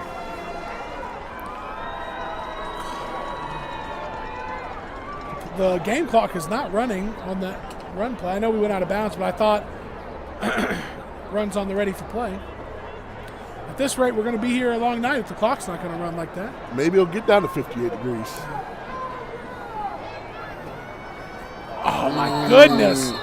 That play was out of whack from the start. Garrett Evans tried to call for the motion, The motion man didn't know he was in motion, called for it again, started the motion, and there were 2 or 3 Bearcats who got started early on that play. Yeah, it looks like that might have been either a trick play or just kind of an unfamiliar play, and the Bearcats just jumped off sides there. So, Coach Worrell's done a really good job this year of keeping his team engaged and prepared, but human nature does say in a game that doesn't mean much to either team, you have a lead, it's the second quarter, things are going well, you start maybe losing a little bit of that focus, and that's what we've seen so far from this Bearcats tonight. Yeah, we're going to have to do our best to regain that focus. Single back formation, wing back left to right, play action, sling it down the seam, incomplete. Lions had the best opportunity to catch that one going down the seam. Yeah, Garrett Evans got the snap, had some pressure in his face, and just whistled one down the middle. Fortunately, that ball ended up in the dirt. Best target in the passing game, Cade Stuckley, not available tonight. And Bearcats going to try to work in a few other pass catchers and maybe fill that spot. But we're going to set up a punt here.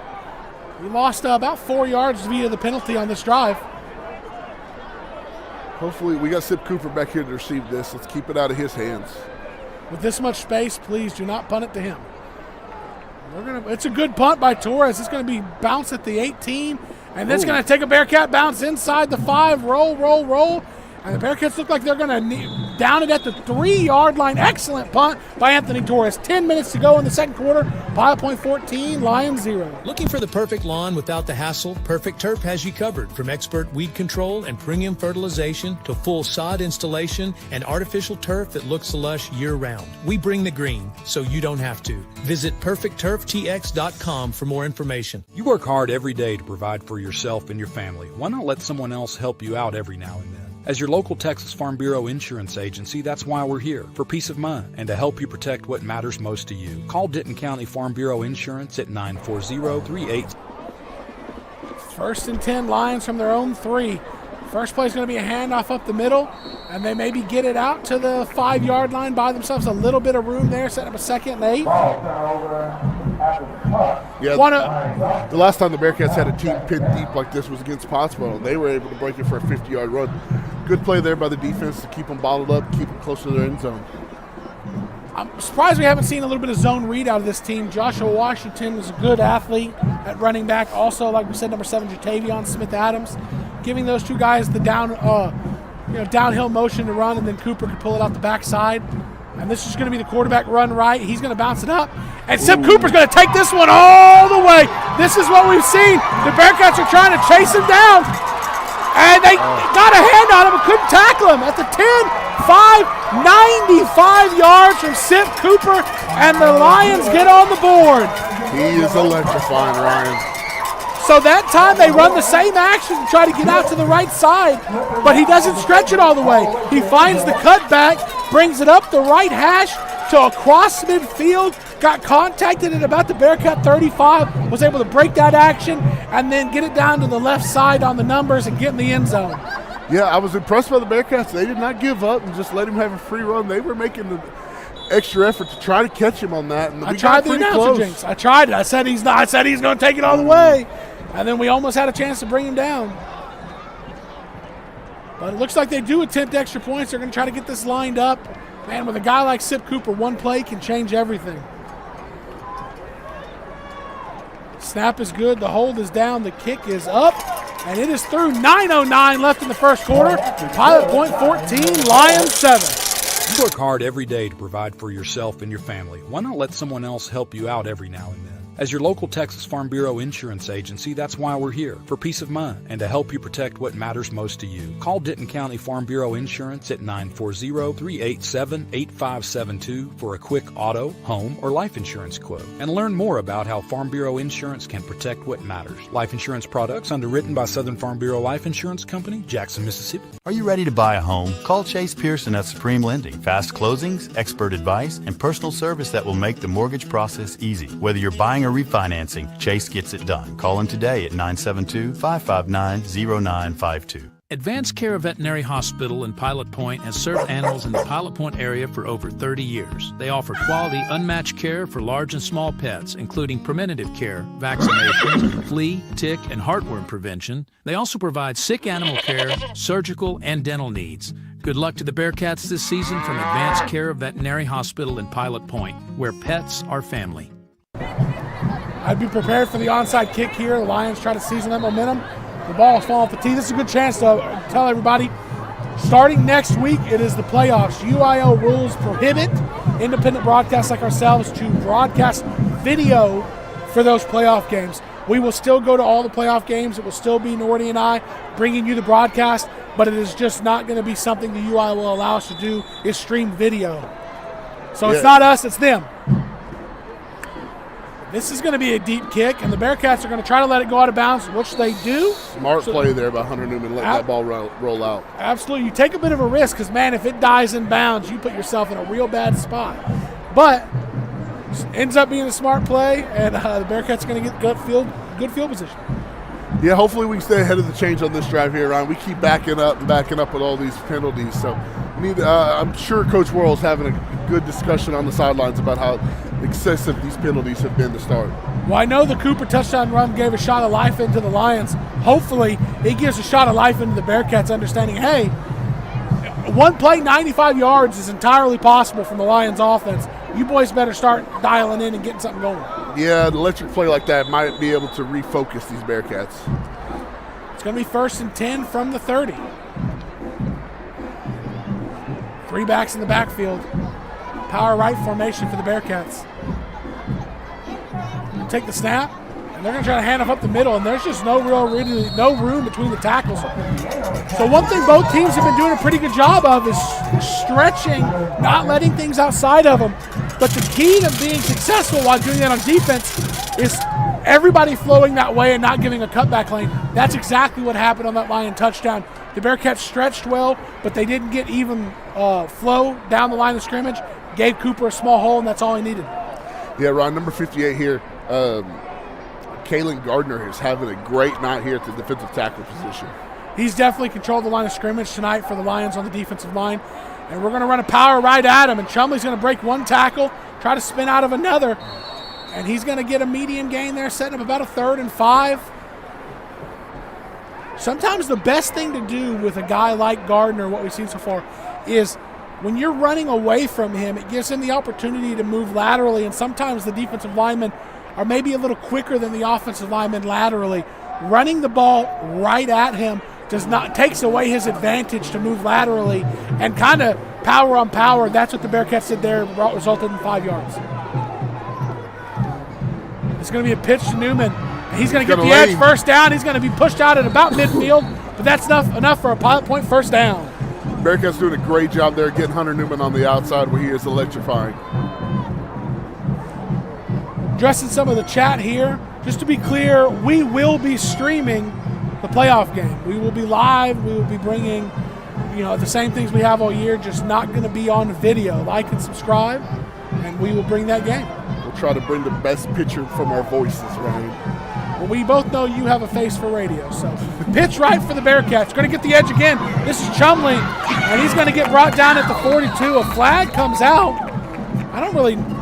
Surely we didn't get a holding call on that, right? It's kind of a weird position to be a hold because it was out in front of the play. Everything looked on the up and up. But I'm going to look at the live. Yeah, we did get a holding there on the Bearcats. Tried to look at it on our little tape delay, and it was out of the frame, so didn't see it. Bearcats backing up again. Another 1st down holding penalty.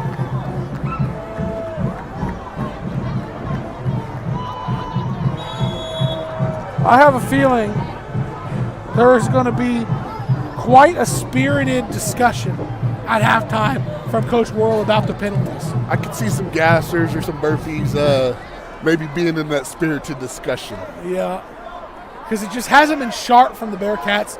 And the Lions have controlled the line of scrimmage here since probably the 2nd drive of the game. And they do a great job this time. Nowhere for Hunter Newman to go. He's going to get back to the line of scrimmage.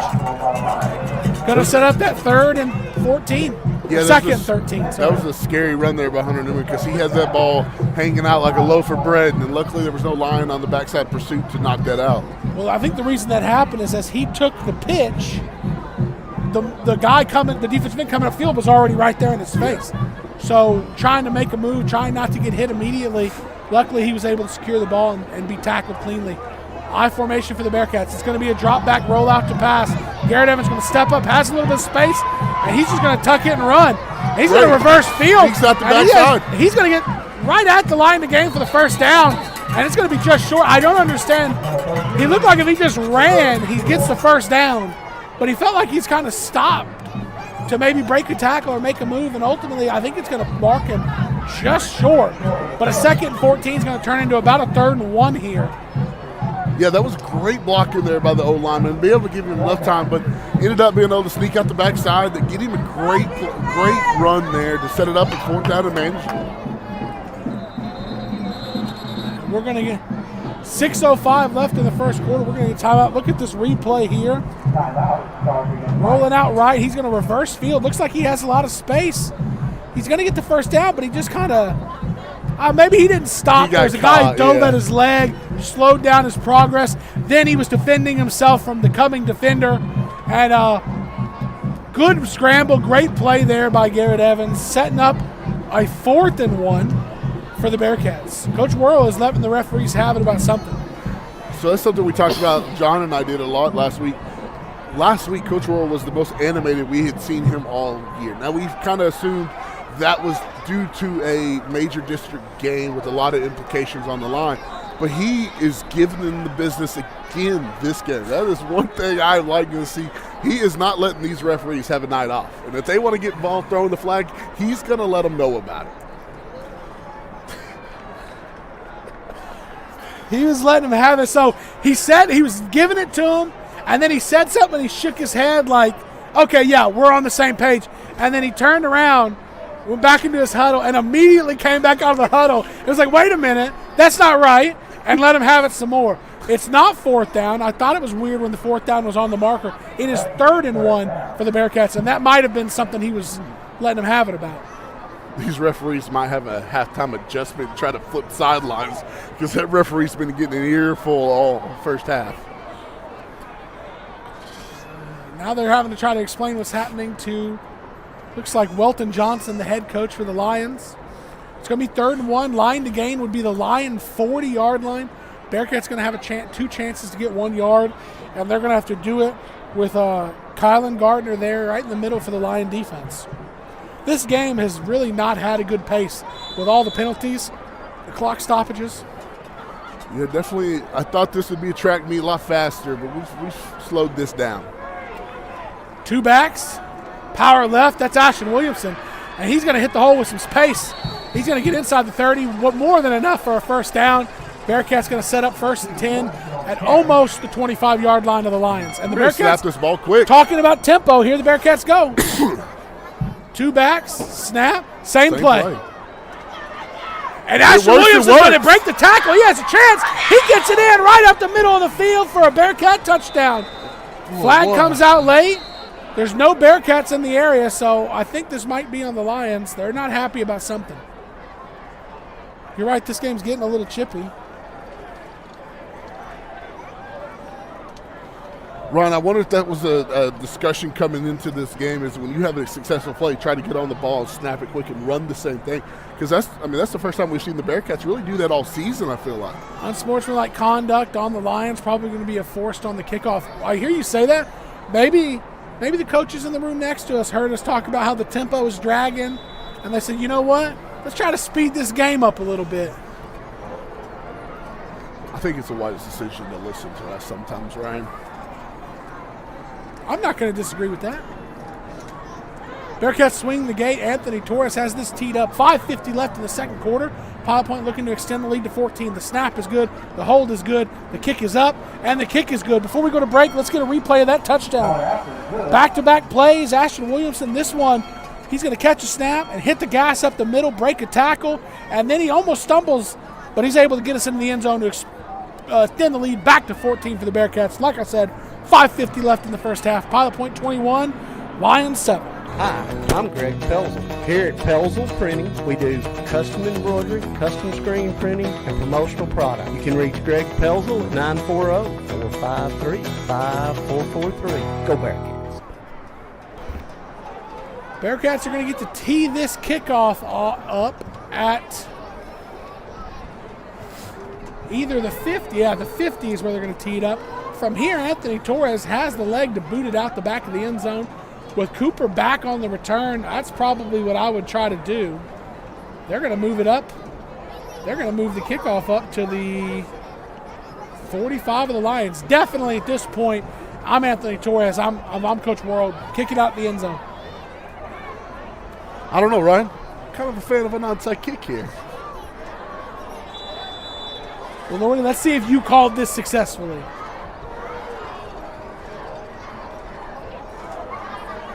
Oh, the Bearcats have a chance. There's a pile.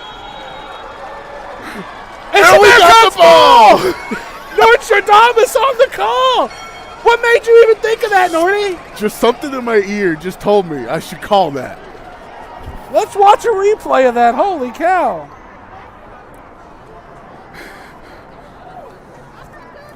Why not with the, if the other team recovers, they're going to get it at the same field position they might is if you kick it out of the back of the end zone. Anthony Torres kicks this excellent. And it took a crazy hop right there. First hop off the ground was a crazy hop. As I said earlier, it's probably a wise decision to listen to us here, Ryan. Good call. Pilot Point is going to get the ball at the Lion 30 after we get one commercial and come back on the other side. Hey Pilot Point, it's Chance Kirby with Direct Real Estate. I know in this market you need accurate local information to help you make wise decisions for you and your family. That's why I created the Lake Ray Roberts Real Estate Report. It provides you valuable insight specifically focused on our market. This is not a generic DFW-wide report that none of you can use. It's actual, local, timely information that you need. Please scan the QR code to subscribe. Now let's get you back to the game. Should I come back? I need to be honest here. No. And we're back. 5:47 left in the second quarter. Pilot Point being ultra aggressive, taking a page out of the Lion playbook, onside kicking it. And we'll talk about the reason they did that. The personal foul had them tee it up at the Lion 45. If we kick it out of the back of the end zone, like I said, the Lions get the ball at the 30 or the 25 or 30.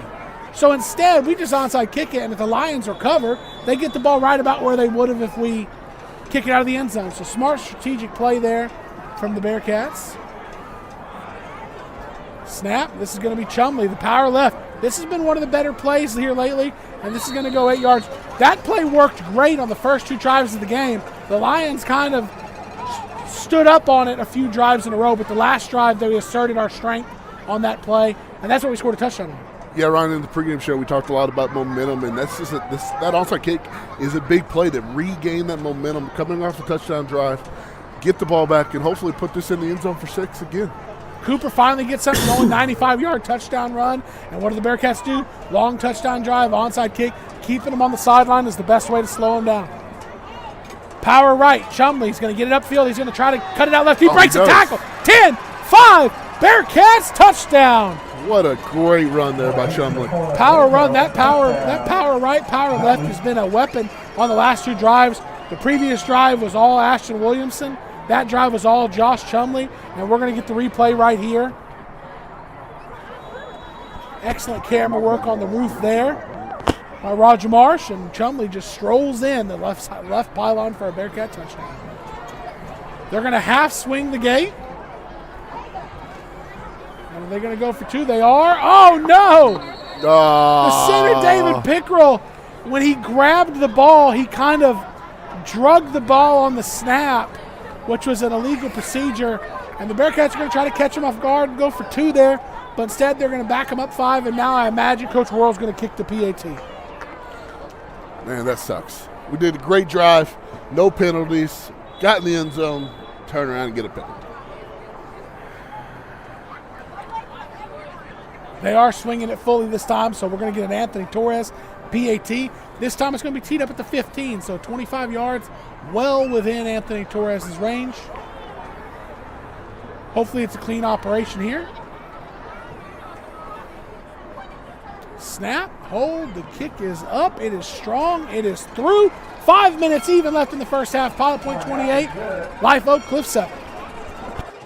Nick's Italian Restaurant in Pilot Point serves authentic New York-style pizza, fresh pastas, and other Italian favorites, all based on his family recipes from Queens, New York. Nick will always treat you like family, whether you dine in, take out, or cater. Taste the tradition and feel the hospitality at Nick's Italian in Pilot Point. For nearly 50 years, Mark's Body Shop has provided auto body repair to North Texas. They offer hail, dent, auto collision, and other services right here in Pilot Point. You can count on their certified technicians for complete collision repairs to make your vehicle look just like new. Need auto body service? Visit them at 1112 North Highway 377 in Pilot Point or call 940-686-5194 for a free same-day quote. And we're back here. Anthony Torres has this one teed up where we originally teed up at our own 40. So barring some, you calling any more trickery here? No, I think we're going to punt. We're going to kick this one pretty deep here, Ryan. I will say we're probably not kicking it to number one, though. I hope we don't do that. Joshua Washington's also a good athlete on the other side. You don't want to kick it out of bounds. We'll see what they do. Last time they pooched it. This time they're going to boot it deep. Joshua Washington's going to have a chance. He catches it at the 9. He's going to return it up the Lions sideline. Tiptoes. Doesn't find much space. And I'll tell you, the way this team covers, you can't tiptoe up into the mass of bodies. You got to hit it running, and the Bearcats make the tackle there out at about the 25-yard line where the Lions and Sip Cooper is going to take over. One thing I've noticed the Bearcats like to do on special teams is when you have a herd of Bearcats coming out of a defender, the first guy really grabs him, holds him still, and is yanking at the ball, trying to force that fumble like we've seen on the first kickoff of the game. So Jason Rangel there, I did notice he's trying to strip that ball from number 2 from the Lions. 2 backs here for the Lions. don't want to question too much because they've scored a lot of points this year. I don't like the 2-back set with the explosive athlete like Cooper in the backfield. But this is going to be a handoff to the right. They're going to have some space there. Spin out of a tackle, first down. The reason I don't like the 2-back set is because you're still isolating more defenders in the center of the field right where the quarterback is. If I have that athlete back there, I really think I want to spread this thing out and make you spread your defense out. Less athletes massed in the center, get more guys having to make tackles in space. But Lions get the first down there. They're going to pull this one out to the right side. Cooper's going to have a chance here, and he's only going to get 4 or 5 yards before he's forced out of bounds by Hunter Newman there. That's the zone read you talked about. You're surprised the Lions didn't run earlier where they just finally ran that play, and luckily the Bearcats were ready for it. But I'm with you, Ryan. I figured this team would be more of a empty backfield. You have or your one best, back. Yeah. Or I would say empty, and then run some bubble screens, and then run some draws, get your athlete in open space. Straight drop back for Cooper. He's going to step up into a pocket, and he throws it. Washington didn't have his feet set. That's a little bit of inexperience at quarterback where you see the mechanics were a little off. Had an open man there, didn't get it to him. And, we didn't get to see what this offense looked like with their real quarterback who was blazing through 3 or 4 games. I think he led the area in touchdown passes and passing yardage, Cameron Phillips, before he got hurt. So this is a kind of a new offense for the Lions when their quarterback breaks his collarbone and comes out for the year. Another great Bearcat stand there for only allowing 1 yard on that quarterback sweep. It's going to set up that 4th down. I would expect at some point, if they have it in their playbook, Cooper catch the pass, start sprinting out one way, pull the ball up, and throw it to a receiver they've snuck out of the backfield. This would be a good opportunity to do it with Joshua Washington there in the slot. He's kind of one of their big-time playmakers.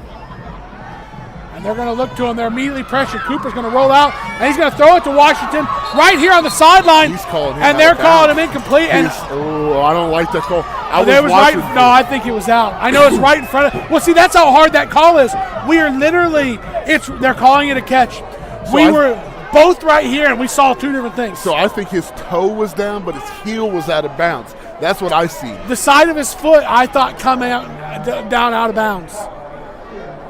But excellent touch on the pass, good catch, and we're not going to be able to see it on a replay there, so we're going to move on. But it was literally, my vantage point is the Bearcat 43. That ball was at the Bearcat 44. It's right in front of us, and it was a 4th down conversion. Run to the right side. The Lions are going to have a chance to get this one all the way. Great running by number 7. Big-time play there for the Lions. Number 7, Jatavion Smith-Adams, again, big run, and the Lions are starting to get some momentum here on offense. Yeah, he's kind of their Caden David in the backfield. He is aggressive and runs hard, and he's looking for contact. He's not shying away from it. I'm interested to know the mechanics of how they overturned that call, because the way we saw it, it was incredibly close. Yeah. But I saw what you saw. The toes came in, the side of the foot touched the white, and the back judge seemed to get it right. A quick pass down the seam, and Joshua Washington wasn't ready. Sip Cooper telling him, you got to have your eyes back. Got to see the ball coming. Yeah, that was a quick little hot route, trying to maybe Sip Cooper seeing something that number 2 didn't. That's probably what Sip Cooper likes to see when he's in that slot. Hey, I got a little bit of space, just catch a snap and give it to me. Mm-hmm. He tried to return the favor to Washington, and he wasn't ready for it. Well, and it's also, he hasn't had a lot of time in the backfield to scan the field and throw the ball. The Bearcats have been bringing a lot of pressure on him. Cooper on the sweep left. He's going to cut it back. This is what he took at 95 yards. Makes a man miss. Spin move. And he can't be brought down. It's going to take 4 Bearcats to finally bring him down, and that's Rangel. That's a big-time run there by Sip Cooper. Boy, he looks like me in the backfield, jumping, cutting, spinning, all kinds of things. Maybe on the PlayStation. Yeah, that's what I meant. I think we were looking at a score. Oh, we're going to get a quick play here. That's Smith Adams again, inside the 10. We were just looking at that playoff game between Whitney and West. Whitney is starting to pull away up 14. So more as time passes, it's more likely we're going to be playing West. The Lions going quick. This is going to be a quarterback run to the left. Cooper's going to get the corner, and he's going to get it in for a Lion touchdown, cutting the lead in half. And the clock is still rolling. And they finally stop it. But that's a Sip Cooper touchdown. Big plays on the ground there for the Lions. Yeah, they lean heavily there on Sip on that drive. This all goes back to the 4th and 5 that was converted on the controversial call here. One referee had it out of bounds. The other referee had it good. They consulted, and they said it was a good catch, and the Lions are going to take that and get it in for the end zone. And this PAT is up, and it's good. 2:24 left in the first half. Pilot Point 28, Lions 14.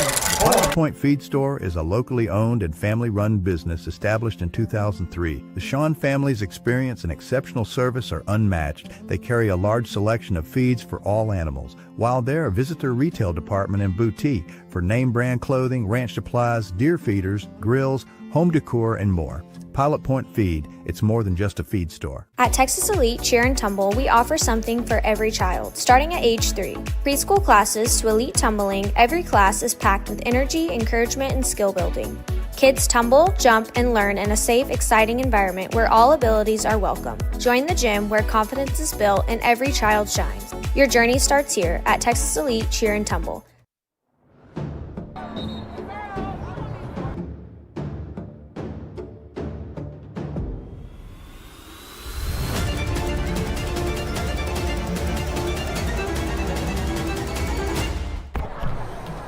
Back here, if they don't onside kick it here, I'm beginning to think Coach Worrell likes to mess with us and give us information that may not be accurate.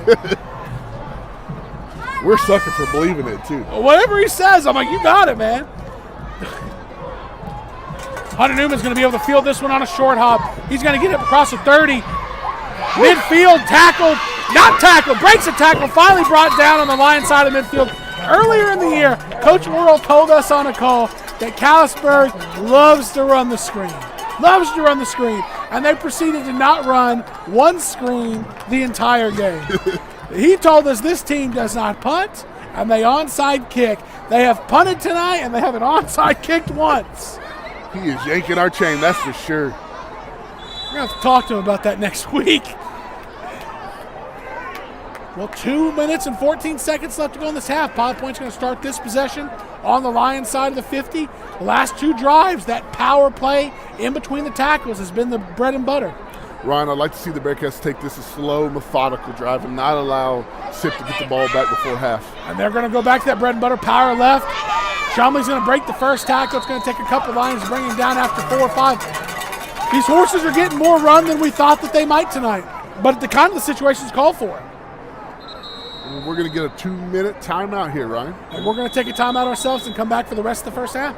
Is your AC struggling to keep up with the Texas heat? Call Capital Mechanical in Pilot Point. From fast, reliable repairs to brand new installations, their licensed pros keep your home cool and comfortable. Trusted since 2001. Capital Mechanical does it right the first time. Call 940-440-1100 today. At Hometown Pharmacy, you'll get expert service and quality healthcare products fast. Our friendly team helps you find right solutions and equipment that fit your lifestyle. Call Hometown Pharmacy today at 940-686-0123. Hometown Pharmacy, where care feels like home. This is James Floyd, owner of Custom Roofing and Construction. We have been helping folks in the Pilot Point area for over 15 years with over 140 projects to date. We are a local company, family owned and operated. If you are unsure of your current roof condition, just reach out to us for a free inspection. And go Bearcats. Pilot Point, your new hangout is here. Moto and Latte, where coffee meets community. From handcrafted espresso to fresh roasted beans, it's the fuel to your road ahead. Come and see us at 110 East Liberty Street in downtown Pilot Point. And we're back here. This is a pretty long 2-minute break here. Referees just kind of camped out in the middle. I think even the Oak Cliff coach is standing here like, all right, guys, what are we doing?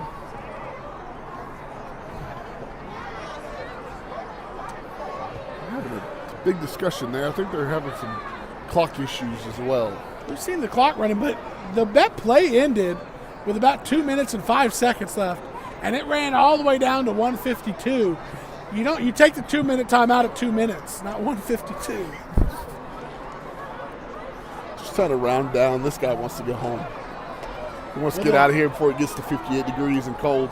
They did move the clock back to 2 minutes where it should have been. And at some point when the referees decide they're ready for play, we'll get this thing kicked off in a first half that really seemingly has drug on so far tonight. I think they got the 2-minute timeout mixed up with halftime. Might bring the band out here in a little bit. Yeah. Speaking of, the mighty Bearcat band has traveled out here tonight. I heard they just scored really high in all their competitions that they did in the last couple weeks. Congratulations to them. Love to see them out here making the trip, filling up over half the stands they've got space for over there. Yeah, we definitely love that mighty Bearcat band. Breaking the huddle, 2nd and 6 of the Bearcats. It's going to be another power play. Ashton Williamson's going to get about 4. Going to set up a 3rd and 3 here for the Bearcats. And kind of what you said, not in any hurry. Want to take a lot of this clock, but at the same time, you don't want to run the play clock to 0 every time either. Yeah, I like Ashton Williamson. A little mix up there from Chumley running that power. He's a tough running back to bring down. Caden David and Williamson in the backfield here on 3rd and short. And it's going to go to Williamson again. They just keep running this pitch power, and they keep getting positive yardage, and that's going to be enough for a first down to about the Lion 31-yard line. Yeah, another great run there by number 2, Ashton Williamson. Now a little bit of tempo here for the Bearcats. Imagine we're going to see the same play. And we do. Ooh. I think we've ran the same play 6 or 7 times in a row.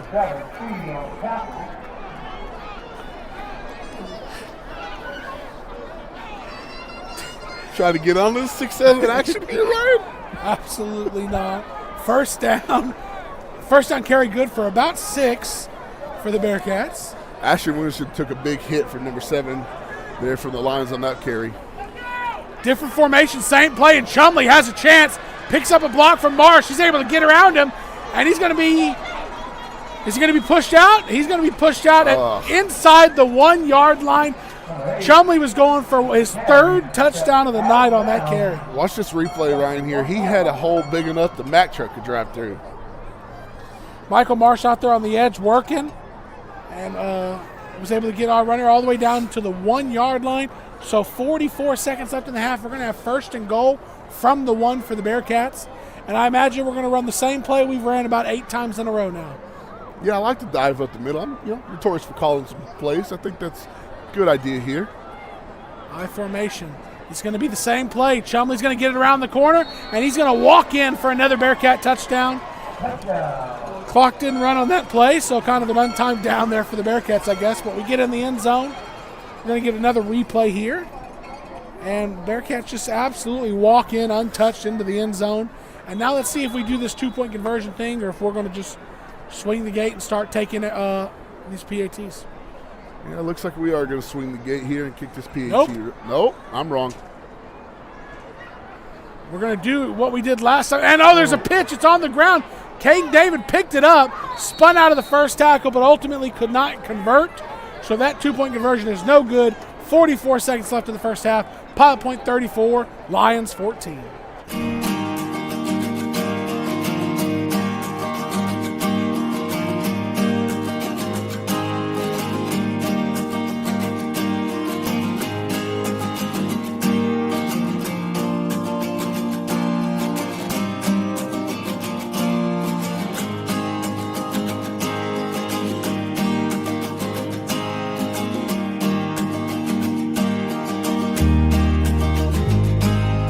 TNMP, we power more than homes and businesses. We power communities. From restoring outages to upgrading infrastructure, our teams work around the clock to keep electricity safe, reliable, and ready. We're your neighbors. We're your power. We are TNMP. Anthony Torres has it teed up. I'm surprised to see how shallow the Lion returners are. The Lions return men have their feet on the 20 and 25 when Torres regularly kicks it all the way back to the 9 or 10 yard line. Maybe they're expecting the onside kick like last time. Well, they were ready for a pooch. They call a fair catch on it. It's muffed, but the Lions are able to fall on it. 2 Lions there ready to get it. And the Lions are going to take over 1st and 10 at their own 31-yard line. Kick only ran 1 second off the clock, too. It was a pretty quick play. It was a muffed, and they dropped on it. But yeah, the clock running has been a pretty interesting thing to follow tonight so far.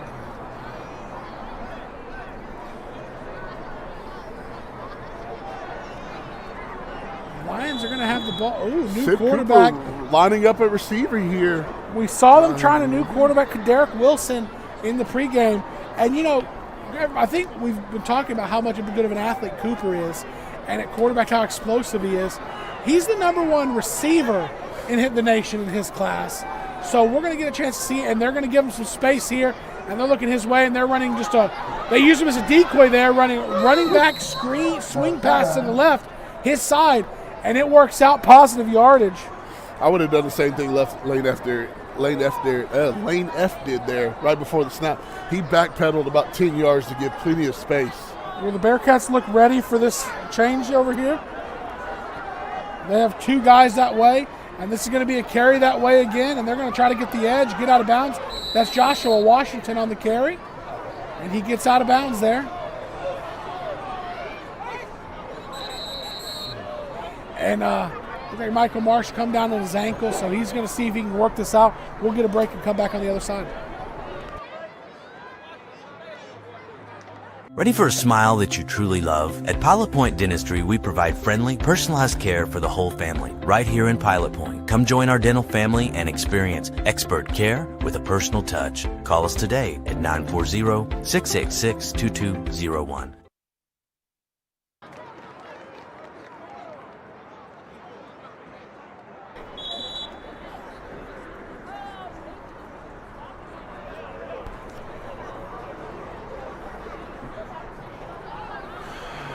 So after the injury timeout, the Lions are going to have trips right to the wide side. And they ran another 8 seconds off the clock there, Ryan. Yeah, the clock has been an experience tonight. We've been watching it. It's been quite a few times the clock has ran when it was supposed to, not run when it was supposed to. We got to fix that. 31 seconds left to go before the end of the half. This is the man we're looking at right here, #1, Sid Cooper, #1 receiver in the class of 2029. Like I said, receiver. He's got the offers to Ohio State, one of the best receiving schools in the country. And they're going to run him on a crosser, and they're going to hit him, and he catches it. And now he has a chance in space to make somebody miss. But he got a little too greedy. He went backwards. This is an experience in itself. Man. Jeez, all of that. He got 2 yards, but it was an electric 2 yards. 15-second play there for a drag route. And, yeah, that was wow. Did you see him snatch the ball with his hands, though? Yeah. And then the way it was to try to get out of it. Oh, he's here. They're going to roll out right and throw away from him. Big catch there from the Lions as time expired in the half. And I would maybe expect to see more of that in the second half. Put Cooper at receiver. Let this new kid sling it around and see what you can do. This is going to be Cooper's last football game of the season. Give him the second half to get reps at what his spot is before he goes into summer and gets into all those camps. But at the end of the first half here at Oak Cliff, it is Pilot Point 34, Dallas Life Oak 14.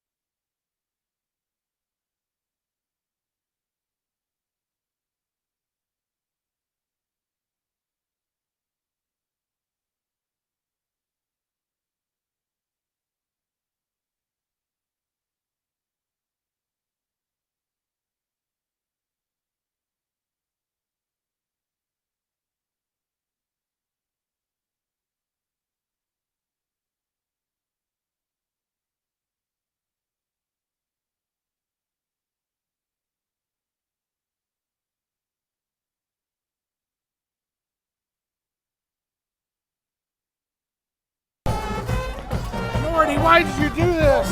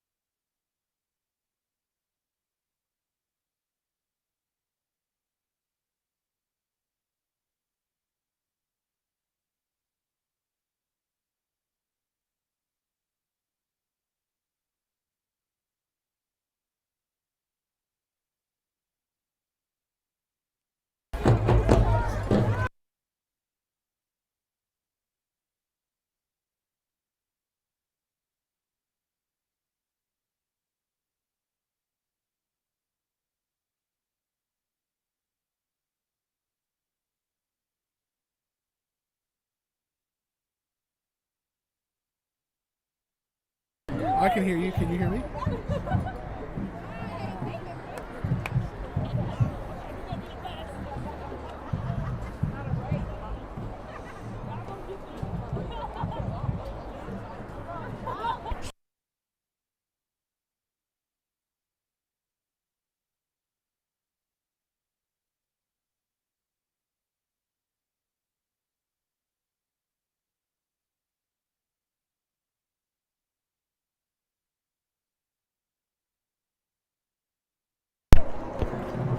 All right, I think we might be back here. Thought we had mic issues, but it doesn't look like we do, so we're ready to get this second half kicked off, with the Bearcats kicking off. We saw something interesting there at the end of the first half for the Lions. They moved number 9, Kaderick Wilson, to quarterback. He'd be their 3rd quarterback of the year.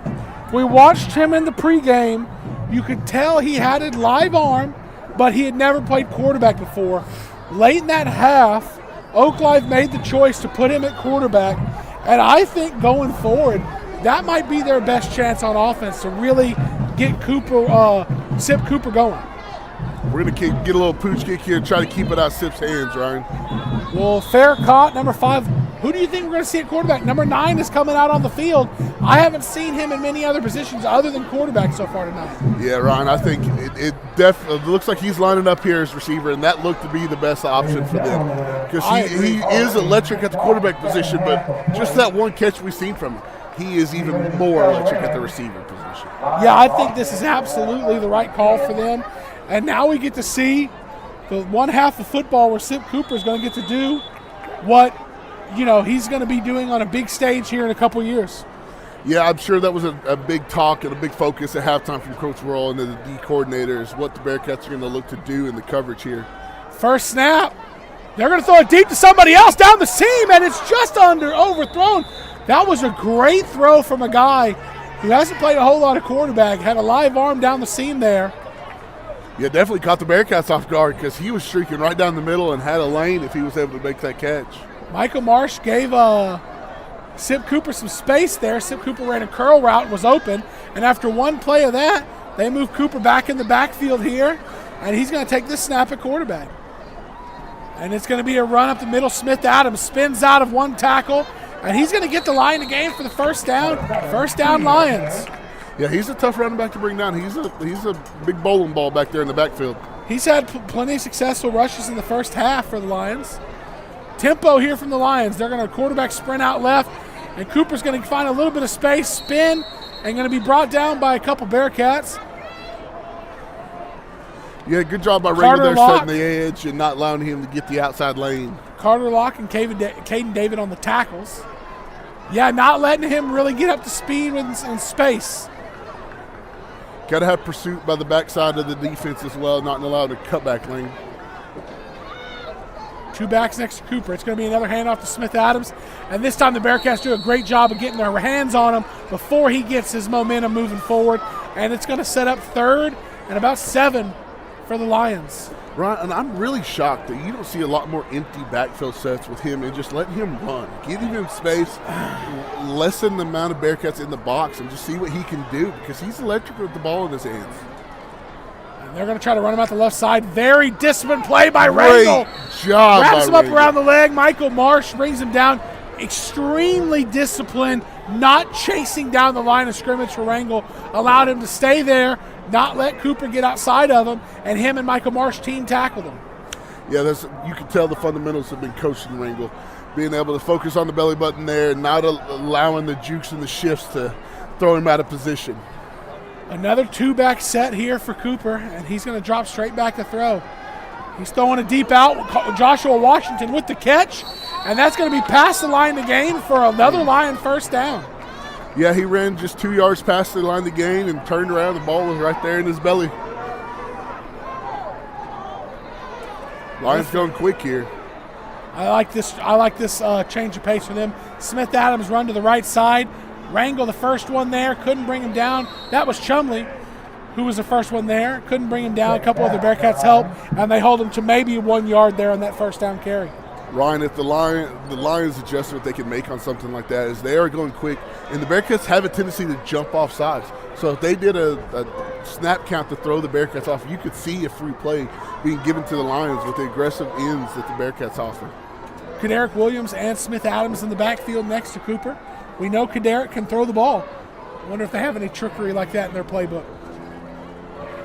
Rolled out left. Cooper looking to pass. He's being pressured, and he was going to spin around. He throws it away. An athletic one-hand catch by a Lion lineman on the sideline, not in uniform tonight. He's pretty proud of himself on that one. You see that? He is, yeah. Rightfully so. You know, how many linemen's catching the ball one-handed like that? Yeah, getting all the daps from the players. Another 3rd and long here for the Lions. Converted 2 third downs so far on the drive. 1 3rd and 10. Joshua Washington is the big target here for Cooper. Looks like the Bearcats still staying in their main coverage here. Straight drop. Step up in the pocket. Cooper looking down the field. He has Washington open. Washington catches it at the 30. He's going to get inside the 20 before he's brought down by Ashton Williamson. Another 3rd and long conversion. Pass from Cooper to Washington. Yeah, I was wrong on that, Ryan. The Bearcats were running the zone, and they were able to find a little underneath hole there. He had time to throw there, stepped in the pocket, made a good throw. This time he's trying to get out to the left side. He can't do it. Great pursuit. Number 34 there. Number 34, Caleb Reed on the pursuit. Brings him down, tackle for loss. It's rare you see one guy bring this sit down. And Reed did a great job there. He had a great angle, crossed the face with his hat, made a good tackle. 2nd and 13 here. Ron, it's got to be tough as a linebacker when you're in zone coverage because you want to come up and stop sit from getting out of the pocket, but you're allowing someone like number 2 to catch in that underneath zone. Looks like we're going to get a false start on the left tackle for the Lions. As soon as he moved, he pointed at the Bearcats, but I don't think he's going to get any sympathy from the referees there. He's going to back him up 5.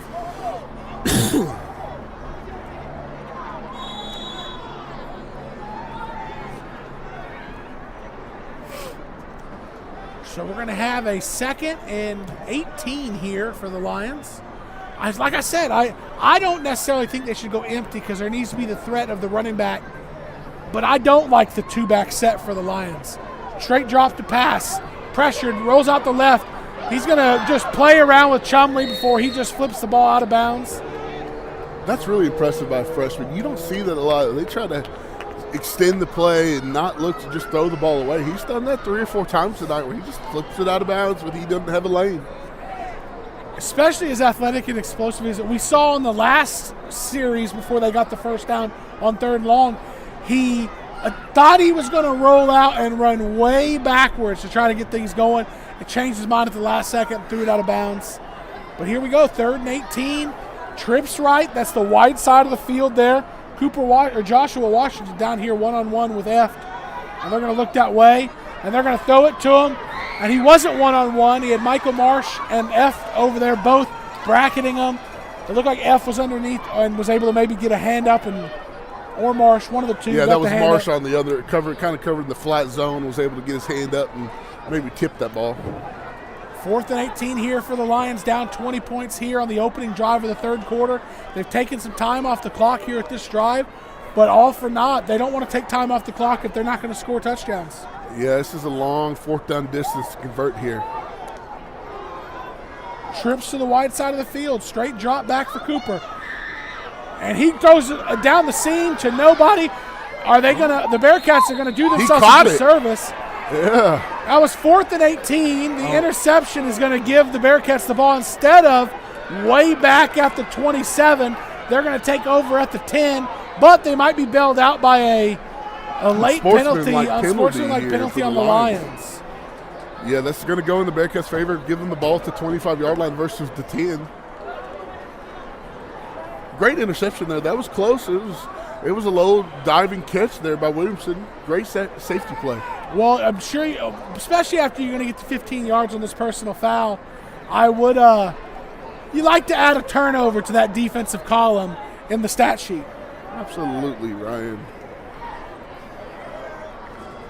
Speaking of absolutely, anybody interested in merch from the merch store from PilotPointBearcats.com, we're selling hoodies that have Nordy's catchphrase absolutely on them. Please go in and purchase some. He has promised to take the first 5 people who buy them on a date. So just know if you're one of the first 5 people to purchase the hoodie from the merch store, you will get a date with the Chris Norton. Don't believe everything Ryan says. The first part of that is accurate. Go buy the absolute hoodie. Got colder weather coming down the line here. You get a great opportunity to put a hoodie on. What better thing to support than your catchphrase? Absolutely. Absolutely. The Bearcats are going to get to 15 yards added after the personal foul there after the play. Going to take the first drive of this second half at their own 25 to get started. I formation. It's going to be that power play. Drevion James puts his hand on a lead blocker, and he's going to get it out across the 30 before he broke down by a pride of Lions for about 6.5, 7 yards there.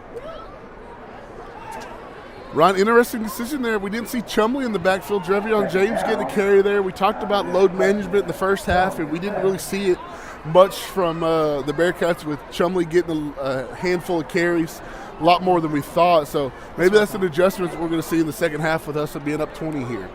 Like to see Drevion James get some more carries. Also, like you might have said, this is a flea flicker. I don't know. A lot to be desired on the flea flicker. You put the ball in the running back's hands, and it's like a hot potato. The running back, as quickly as he could, put it back in Evans' hands. There was really no fake.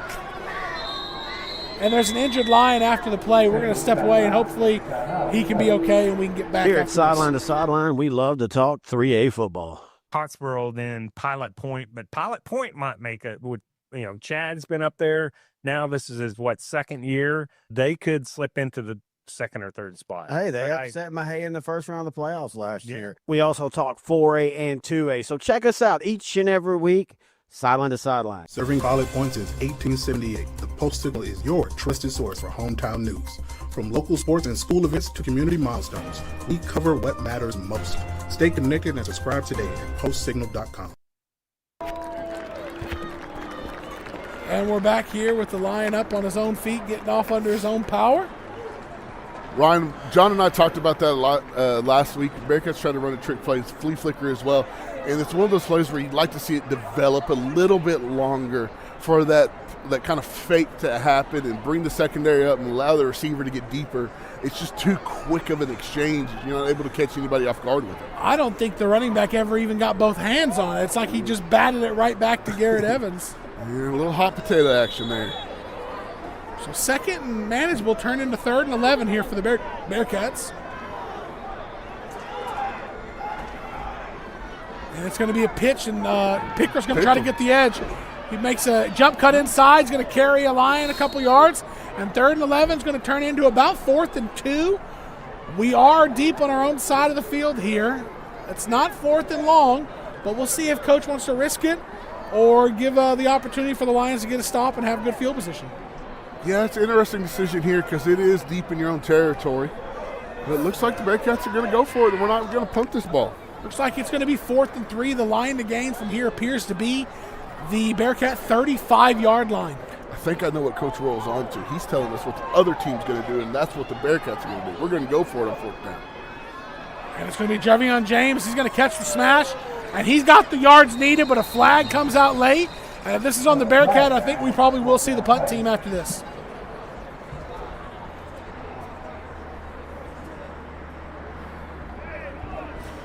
Anybody looking for those hoodies? We've linked the store in the chat there. Just click it and buy it.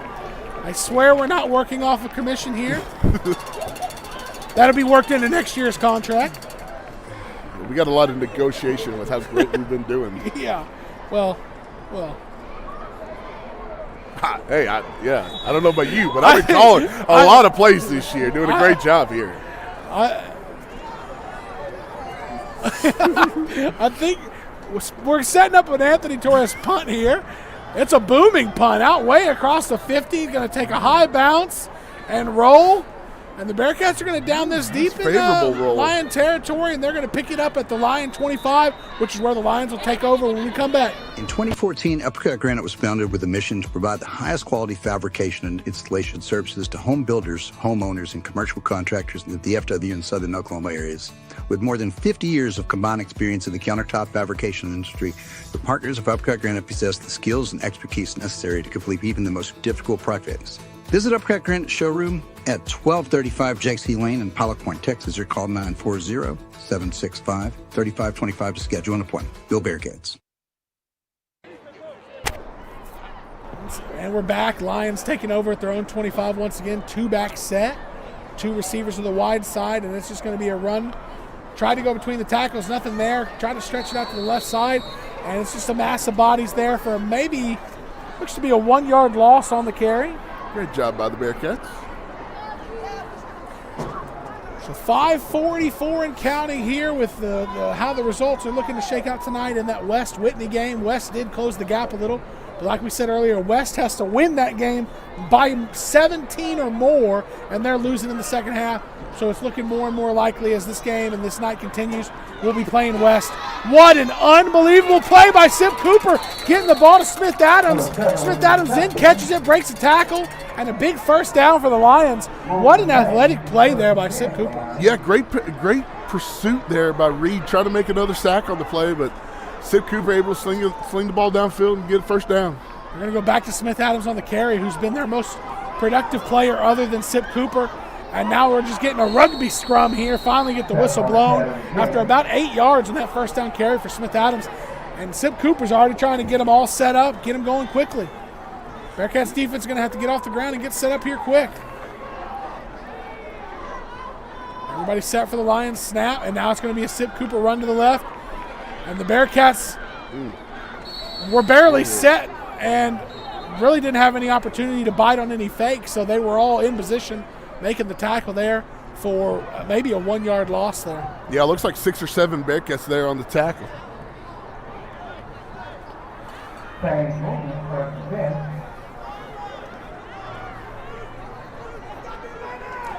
Second and 10 at their own 49-yard line here for the Lions.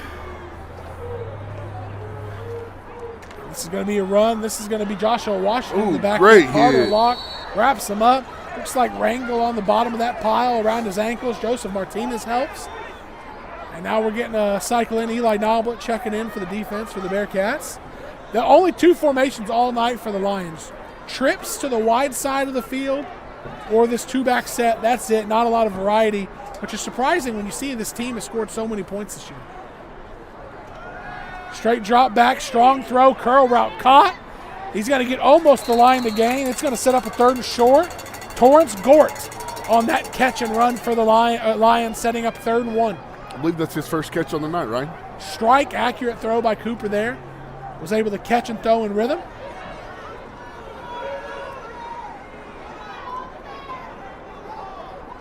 Oh, fumble. Cooper drops the snap and that by Jesse pick it up. He's going to take it back. He has a chance to score.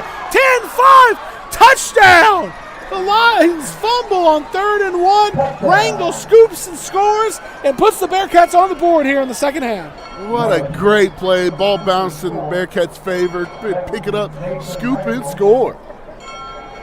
Second turnover of the half for the Bearcat defense. That's the replay of the second down play, setting up the 3rd and 1. We'll see if the Bearcats swing the gate and kick the PAT or what they want to do here.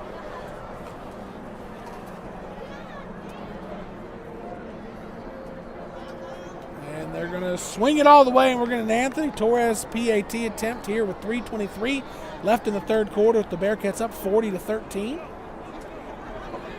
Looking to move it to 41. Boy, this Bearcat team can put the points up, can't they?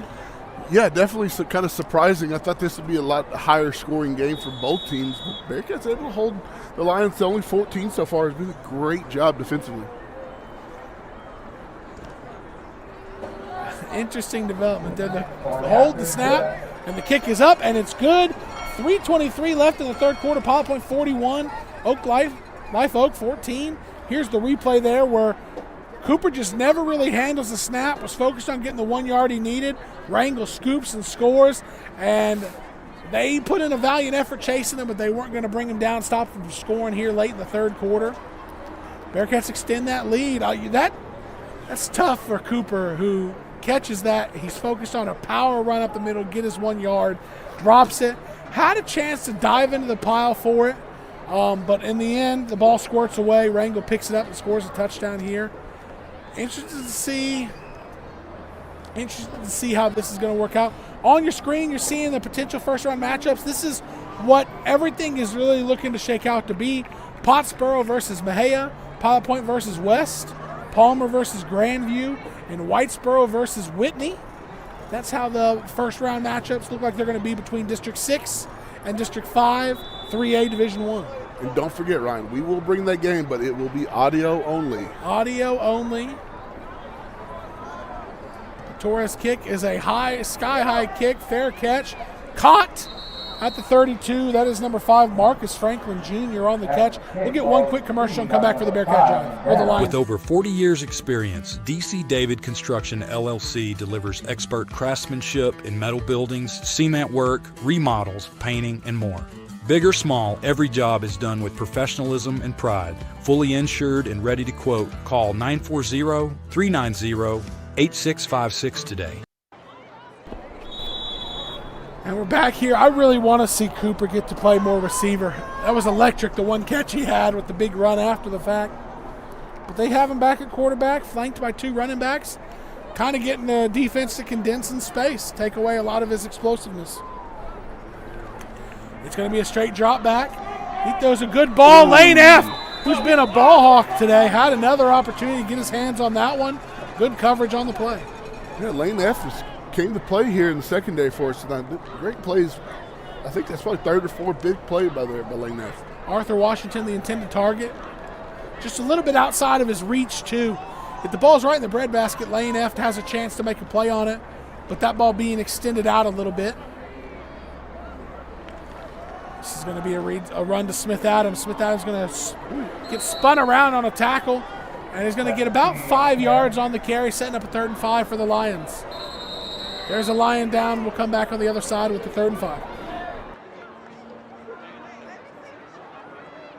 For over 40 years, Chandler Cabinets has been crafting top quality cabinets with unmatched craftsmanship and innovation. From concept to completion, their award-winning designs bring style and function to every space. Experience excellence built to last. Visit chandlercabinets.net or find them on Facebook. Chandler Cabinets, over 40 years of excellence. Hi, I'm Dr. Shannon Fuller, proud superintendent of Pilot Point ISD. Here in Bearcat Country, tradition meets excellence. From strong academics to athletics and award-winning ag programs, we're building tomorrow's leaders. Every student matters, and every game is a chance to show our pride. Thanks for supporting Pilot Point ISD. Enjoy the game, and let's go Bearcats! Smith Adams, the running back, was the downed Lion who got up and got off under his own power just after we went to break. He's been a real tough runner tonight. Glad to see him able to get up and get off under zone power. 2 backs next to Cooper in the backfield. It's Washington. And there's a false start, and Cooper does the right thing, just slings it down the field. It's going to be incomplete, but the 3rd and 5 is going to turn into what most likely would be an automatic first down for the Lions. Yeah, well, it's not an automatic first down. I think the yardage should result in a first down for the Lions. That was one of the things I talked about a couple of possessions ago. The Bearcats are very aggressive on the front line, and if they did a delayed snap there to catch the Bearcats off guard, and they did.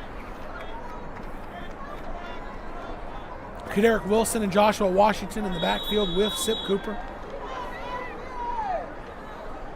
Bearcats blitzing, Cooper rolling out left, pressured, turns his shoulders, throws a strike. Ooh. Franklin had a chance to come back and catch that. Arthur Washington, would have been a really good catch. Ultimately couldn't haul it in. Going to set up a 2nd and 10. It's kind of interesting with the Smith Adams injuries. You're putting number 2 in the backfield, who's your best receiver when Sid Cooper is at quarterback. So kind of makes them one-dimensional again, where they're just kind of in a running game. The passing game's not going to be as explosive. Speaking of, it's going to be a quarterback run left. A bunch of Bearcats there. Just no space for Cooper to get going anywhere. Bearcats are pretty tough up the middle there, Ryan. They've got several Bearcats swarming to the ball. I would really like to see I guess it doesn't matter. I'd love to see the Lions do a few things a little different with formations, get a little bit more creativity. And this is the first time we've seen this tonight. 2x2 balance, 2x2, 2 receivers on each side with running back next to Cooper. Balance the field, some straight drop back. Has some time, flips his feet. Now he's starting to get a little mobile. Delivers a good pass on the crosser. William Russell has really been a good receiver out here for the Lions. Running routes, is finding himself open quite a bit. When he's given the opportunity to catch it, he brings it in. He's the one that made that catch early in the game that Lane F was able to rip the ball out of.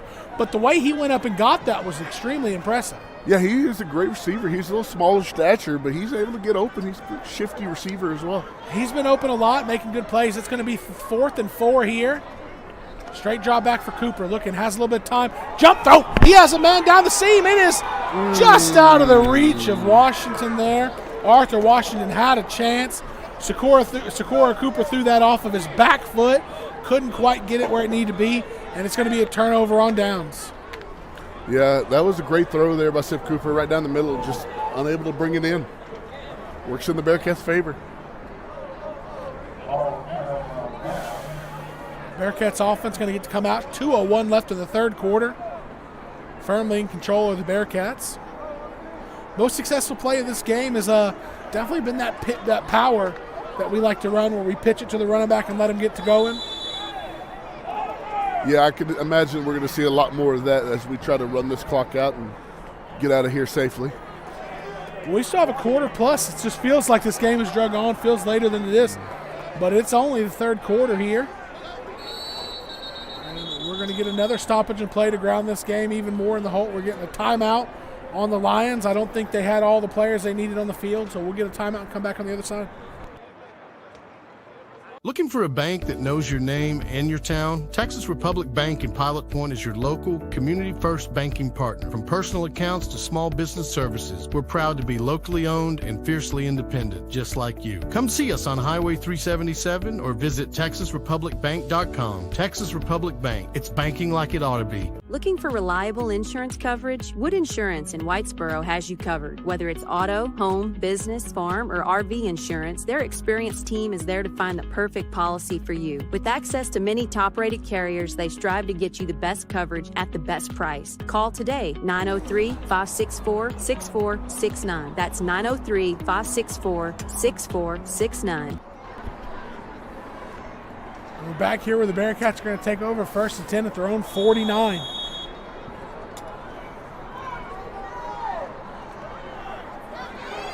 Garrett Evans still at quarterback. David Pickrell is the single back.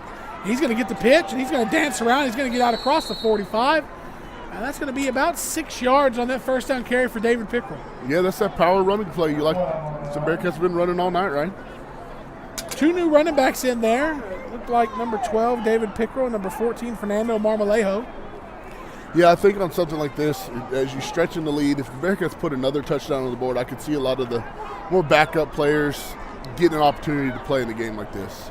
Marmolejo and Pickrell again. This is going to be Marmolejo. The handoff was on his right hip. It was a little low. He did a good job of bringing it back into the stomach and getting positive yardage, setting up a 3rd and 1.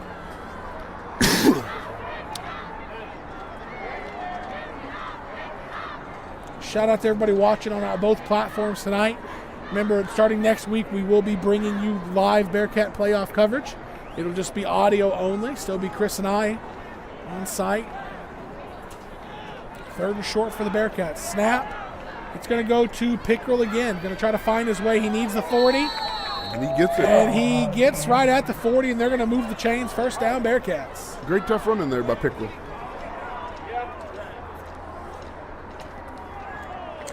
What a great night for football here in Dallas. Clear weather. Not chilly, but not warm. Kind of the perfect night for football. Yeah, it feels great out here, Ryan. We're outside on the porch next to the press box. You might be comfortable in a pullover and 3 pairs of underwear, or you might just need shorts and a shirt to be comfortable either way. Pickrell's going to catch the power pitch. Oh, what a jump cut. And he's going to juke again up inside the 30. Woo, that was a great jump cut. That broke my ankles up here. He fooled the defender. It looked like he was going to jump cut to the left and exploded back to the right underneath the defender. And that's going to take us to the end of the 3rd quarter here on the road in Oak Cliff. We're going to watch the jump cut, and then we're going to go to a commercial break at the end of the 3rd quarter here.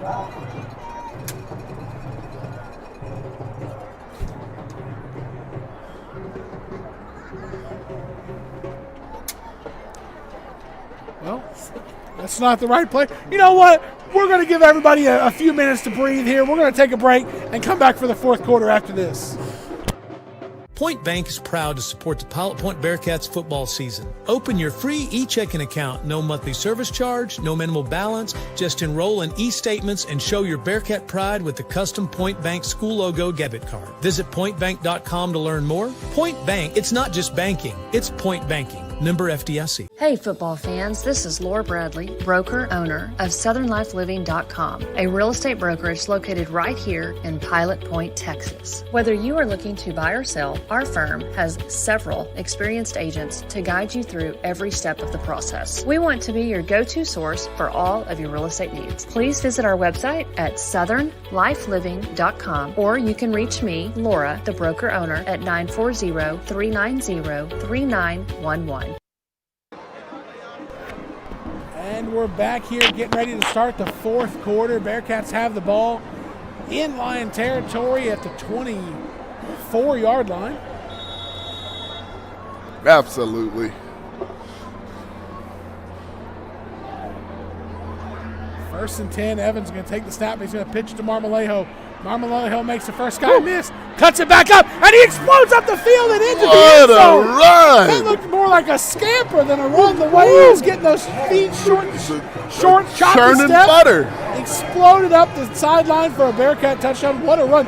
Marmolejo has a huge average on the year. He hasn't had a ton of carries, but in a lot of the times he's gotten to play, he's had 1 or 2 runs like that where he explodes for a big gain. We'll have to look at it, but I know his average for the year is extremely impressive on few carries. That was definitely a great run because I thought he was going to be stopped in the backfield for maybe a 1-yard, 2-yard loss, but was able to make a couple people miss and get in the end zone. Had to make the first guy miss deep in his own backfield and somehow was able to scamper around and get in the end zone. This PAT snap is good. The hold is down. The kick is up, and it is through. 11 seconds into the 4th quarter, the Pilot Point gets in the end zone and goes up 48-14. And let's see if this is the right replay here. It is. It is. Great way to make the first man miss. Gets inside the second guy. Finds his way in the back of the end zone. 11:49 left in the 4th quarter. Pilot Point's up 34.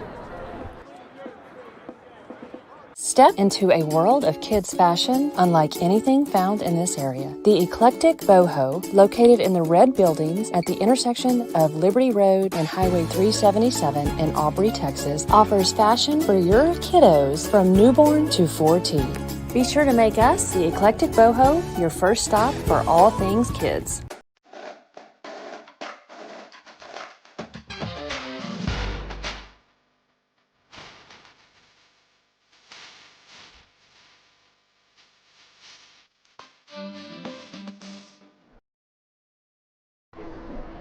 Little game of chess here on the special teams. The last handful of times Pilot Point's pooch kicked it. So they're moving Cooper right where they've been pooch kicking it. And I anticipate we'll probably see Anthony Torres boom it deep here with Cooper not back deep to return. And I was wrong. We're going to pooch kick it to the opposite side of Cooper. And the Lions are going to take it 1st and 10 from their own 31-yard line. Anthony Torres has a leg. I love watching him boom it deep. Yeah, definitely. I don't know if they've seen Sip Cooper move up there to the up back position or not. So nothing wrong with that strategy, though. Life Oak Cliff has a lot of athletes all over the field tonight, so nothing wrong with that pooch kick. Well, we're going to see Cooper move back to wide receiver here. Hunter Newman calling it out, getting some help over to this side. No, unless they're going to shift the coverage, we might have a one-on-one situation here. Yeah, we've got the safety shaded over. Looks like we're in zone coverage, so I'm not. No, safety's moving back to the center. Let's see if there's a late change. Maybe Drevion James comes out. Nope. Oh, the snap is high. They were going to do some sort of bracket over there. It was zone coverage, so it wasn't quite the one-on-one, but it was a deep slant route there from Cooper, and I think he was about to run into some space if the snap wasn't 5 feet over the quarterback's head. You know, one thing we are nervous about is Sip Cooper just getting a go route, but as we've seen him before the end of the first half, they like to run him kind of on a slant route, drag route, and get him open space and just see what he can do. And I'd be nervous if I'm the Bearcats defense right here. Trips right, wide side of the field, they're bailing out, they're looking that way. And they're going to throw it deep down the seam. And number 2, Ashton Williamson had an opportunity there. One-hand play. A flag came out from this official. He threw it at the Lions players on the sidelines.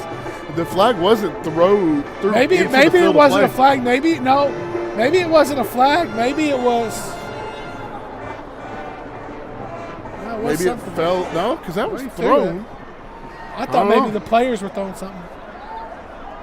Look at maybe the Lions to move the pocket this way, try to get it closer to Cooper, who is the far receiver on the trip side away from the quarterback. And they're going to roll up that way. Looking, can he keep his eyes downfield? He's going to sling the ball down the sideline, and it's caught by Washington. And Hunter Newman tried to undercut it, and now Joshua Washington catches it and turns around, and there's no one left. It was 3rd and 20. The quarterback scrambles out, throws a strike. Hunter Newman tries to undercut it.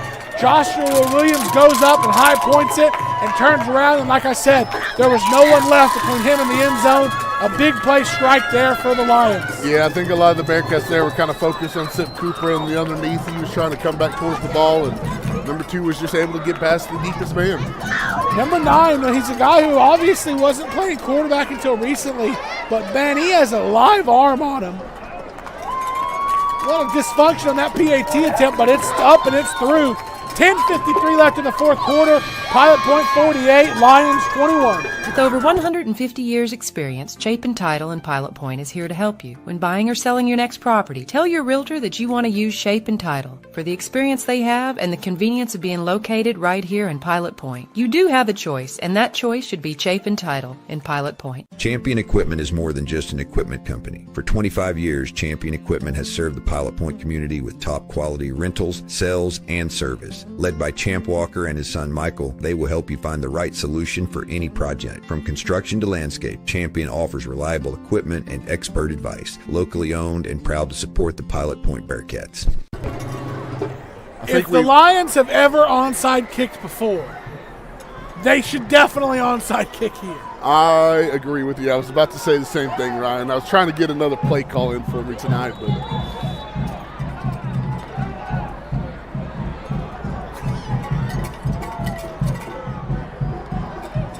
and it is.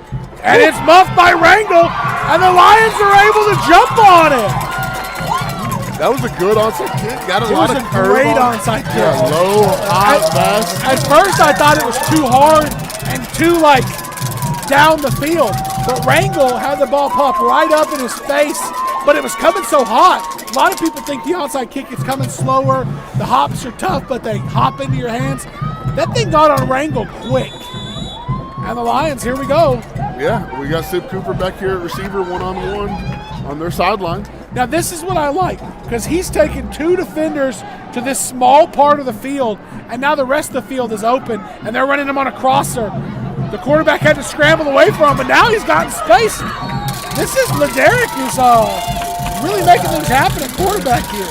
Yeah, this is a big adjustment here from the Lions, and as we talked about earlier, they can score fast and often. Bearcats can't give up on this. Kadarick Wilson, the beautiful thing about that is they have trips to the top side. Then they had 2 defenders down here with Sip. Sip ran a crosser. It left this side of the field open.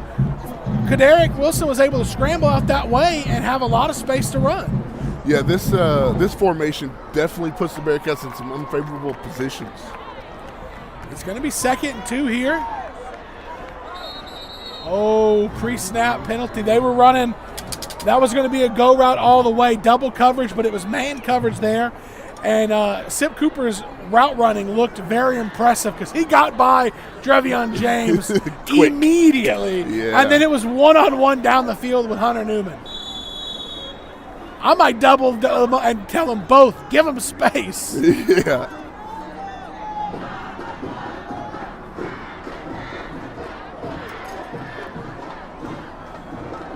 It looks like we're doing a bump and run here with another guy over the top you can't see in your camera.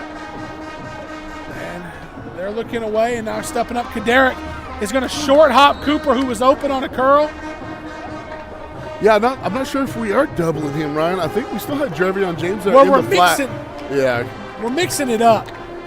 So we're aligning it, and sometimes out of the same alignment we're running man, sometimes we're running zone. I'd be nervous about Washington down the seam here in the inside slot position as well. He's going to have one-on-one coverage, maybe have some safety help, but I'd be nervous about that as well. The new quarterback, Wilson, has an arm. The way they have the 2 defensive backs stacked over here, that might have been backwards. It skips right out of bounds. We'll see if they're going to call it incomplete or a backwards pass.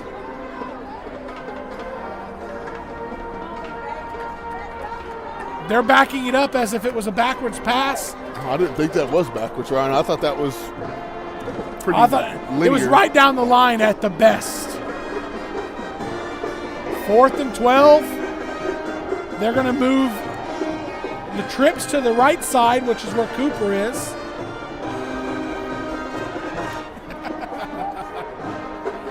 Joshua Washington and Sid Cooper next to each other. Straight drop back, looking away from your playmakers. They're throwing a wheel down the sideline, and man, it was wide open. I was about to say, you are not even looking at either one of your playmakers, and it's because you had the wheel route running wide open, and you missed him. Yeah, Bearcats got really lucky there. You had Smith Adams on that wheel route wide open. David Pickerel was coming over, but I think he was going to be a little bit too late. He might have made the tackle. He was not going to interfere with the catch. Yeah. And the Bearcats are going to take over on down with still over 10 minutes to go here in the 4th quarter. Yeah, a lot of time still left in this game. Bearcats are going to have to kind of slow this possession down, not to get to the line of scrimmage as quick. But as I say that, I am going to call it an explosive play from the Bearcats here. Bearcats have a 27-point lead. Take the snap. It's going to be pitched to Pickerel. Pickerel's going to get upfield, and he's going to turn his feet and get out across the line 45 down to the line 44, which is going to set up a 2nd and 1. Pickerel, he hasn't got a whole lot. I wasn't here last week, but he hadn't got a whole lot of run in a few weeks. And tonight, in his chances to carry the ball, he's looked very good. Yeah, we've seen him a lot early in the season, getting a lot of carries, and he's electric in the backfield. So I'm liking what we're seeing out of him. He's another one of those weapons that the Bearcats have. Sophomore, so we're going to get to see him for another couple of years with the Bearcats. Absolutely. Hoodies on sale in the store. It's going to be Marmolejo up the middle, adding to that average. Carries a line or two out across the 35, down to about the 33-yard line of the Lions.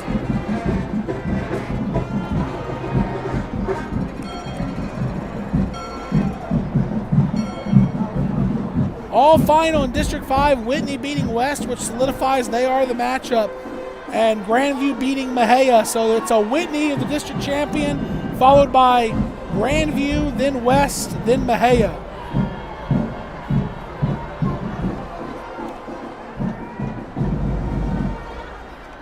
the pitch. Pickrell again with the carry.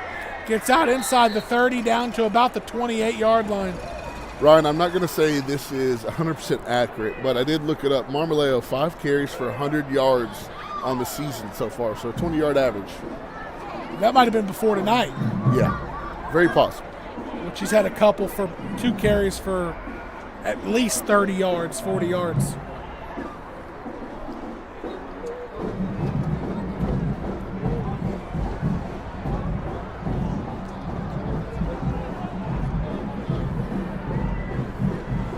Pre-snap penalty there for the Bearcats. They were going back to Marmolejo.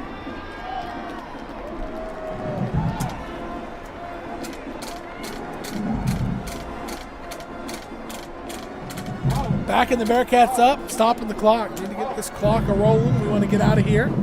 Luckily, we're all going to miss traffic on the way home for the most part. Yeah, for sure. Definitely interesting decision to see where this game next week will be played. I think it might be favorable for me and you in the Fort Worth area. Come see us in our neck of the woods. Might be beneficial for any of those people who buy a hoodie. You can take them to the date in Fort Worth. Not happening. Looks like there might be a fumble here. The Lions are saying they think the ball's on the ground and they've got it. And the referees disagree. They're saying it's going to be Bearcat ball, but it was a loss and it's going to be 3rd down. You saying I was going to take some people on a date even threw the snap off there, Ryan. Next season we should find a team player up here willing to do things to grow the brand. Maybe we can get a sideline reporter, sneak in there and talk to some of the – I think I'd like to see a sideline reporter. like doing things for the team, like if we try to sell in merch and we offer up we things. We get a little booth? Yeah. We'll discuss this more in the break. We'll get a commercial and come back from the other side on this 3rd down. Do you need a maintenance check or emergency repair on a heating and cooling unit? Power Air can handle all of your heating, cooling, and ventilation needs. Power Air will work with you to find an HVAC solution that fits your needs by providing a full consultation so you can choose the system that's right for you, your home, and your business. Call today at 817-487-2286 to schedule your service now. That's Power Air, 817-487-2286. Hey there, Bearcat fans. While the Bearcats are headed toward the goal line every weekend, Raceway Ministries is at speedways all across the country, serving and sharing the good news of God's hope in Christ. Want to know more? Head over to racewayministries.org. And meanwhile, go Bearcats. And we're back here. It's going to be 3rd and 11 for the Bearcats. Ball is at the 34-yard line of the Lions. Line to gain will be the 23. Not quite. Some more discussion from the referee to the Live Oak coach. They thought there was a fumble.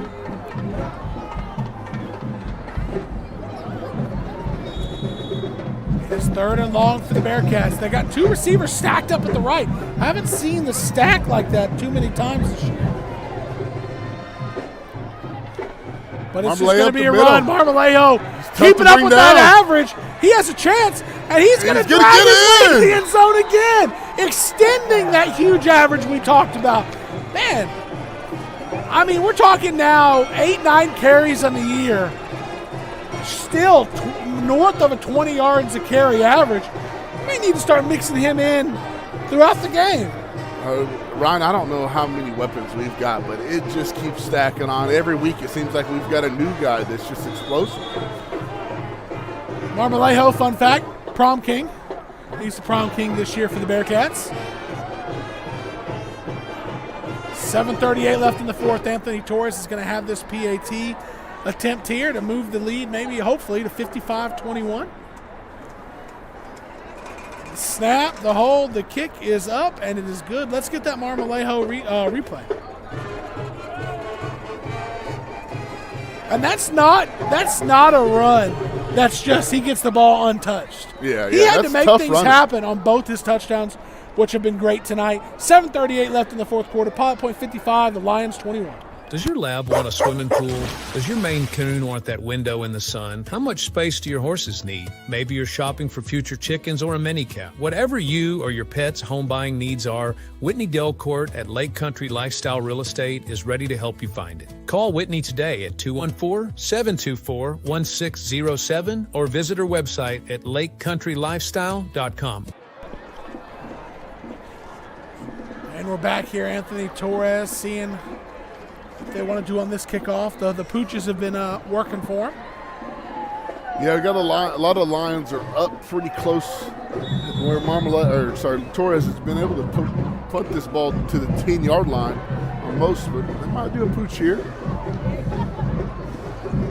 It is another pooch, and this is a little deeper. Fair caught at about the 27-yard line where the Lions will take over from the left hash. I wonder, yeah, it does look like they're going to keep number 9, Wilson, Kadarick Wilson at quarterback.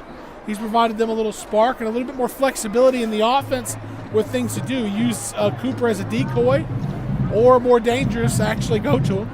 Yeah, I think on this drive they'll probably look to give him the ball, maybe here on the drag or slant route to get him some open space, because they didn't really do that on the last possession. They had a go route. They were trying to get the ball to him, but we'll see what they do. They haven't targeted him much. I think he only has 1 or 2 throws at him. One was into the dirt. This is going to be a quarterback run right with Kadarick Wilson. And the Bearcats can continue not to let that go anywhere. Josh Martinez with a vicious tackle there. I think Kadarick Wilson landed on his head on that one. Yeah, that was a tough tackle there. I like what I've seen out of the Lions offense with him at quarterback. It opens up so many doors with Joshua Washington, Sip Cooper, William Russell, Arthur Washington.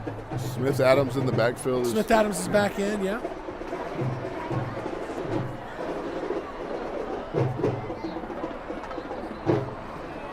Back to the 2-back set. They're going to, Drevion James was camped under the curl. Great catch by Joshua Washington. Drevion James in great coverage. And the number 9 has I don't know what his age is, but he looks pretty good as a quarterback because, Cooper ran a curl. Mm-hmm. And I think it had an opportunity to look open, but Drevion James camped out underneath it. And if Wilson tried to make that throw, it could have been intercepted. Instead, he threw the swing route to the running back, or to Washington, who caught it. But Drevion James was right there and made a good play. Yeah, great coverage there on both, whether it be Sip Cooper or Washington. 3rd and 11. This is going to be a Wilson run up the middle, finding some space before the Bearcats grab him. Try to pull him back. It's going to set up a 4th and medium here. If you want to vote on Texas New Mexico Power Player of the Game, please shout out some names in either chat.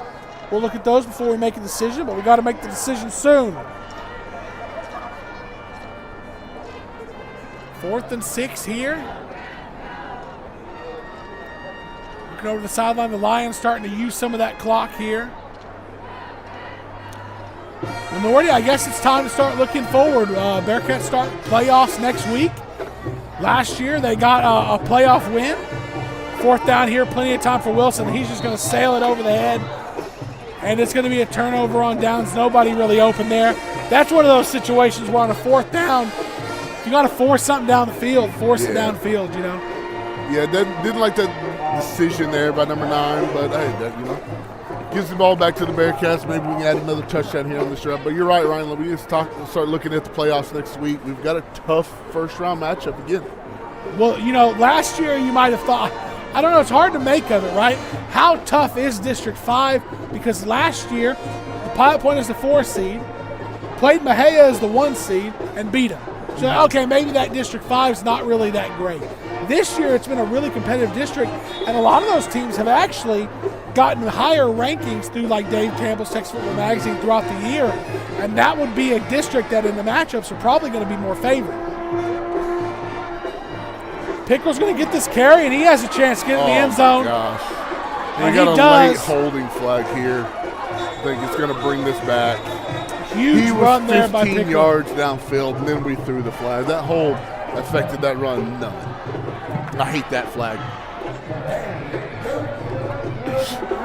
Very passionate about that one there, Nordy. But I understand, sometimes you end up seeing late in games like this, the referees throw a ticky-tack penalty that, like, by the letter of the law, it might be a hold, but has no impact. It's really, you wouldn't call that if the game was closer or earlier, but kind of helps run the clock more, keep this game a little bit more respectable.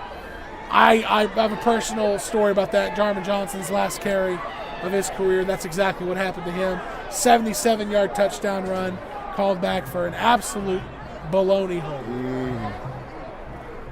Baloney. We're going to go right back to Pickrell and see if he can do it again. And he's going to get a couple of those yards back, going to set the second down. And we are approaching the 5-minute mark here.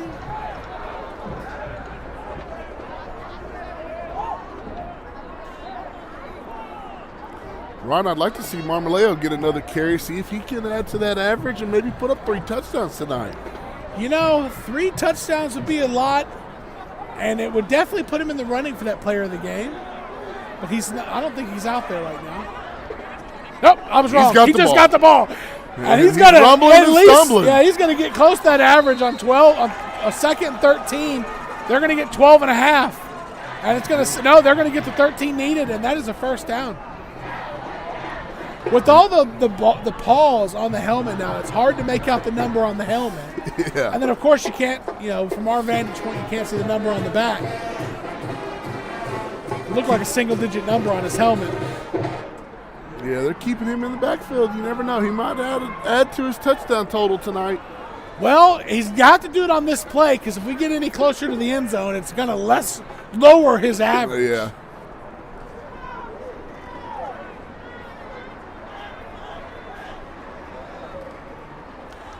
Pickrell carry. Pickrell's such a good runner. He has a bright future over the next couple years for him. Good job, guys. Good job, coaches. Marmolejo, 4 carries for 74 yards tonight. I'm disappointed in the coaches that were next to us in this booth, Ryan. I asked to call a play, and they wouldn't let me do it. I need to talk to Coach about that next week. I've called 4 or 5 plays this year. It's gone in our favor.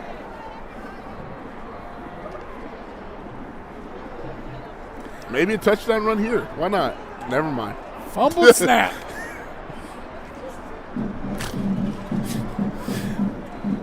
Fumbled snap on 1st and 10. Looks like it's going to be Lions ball. The Lions are going to take over with the ball. 3 minutes and 17 seconds left in the 4th. Let's get a commercial and come back for the change of possession. Hey, Bearcat fans.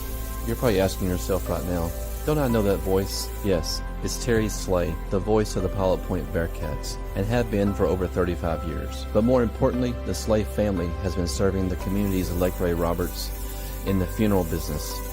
If you find yourself in need of a funeral home, please call us at Slay Memorial Funeral Center, and we'd be honored to take care of your family. The Lions taking the field, 3 minutes and 17 seconds left. Ball at their own 10-yard line. Looks like the Bearcats are closing in on 8-2 this season, which would be their best regular season record since 2019 for the Bearcats.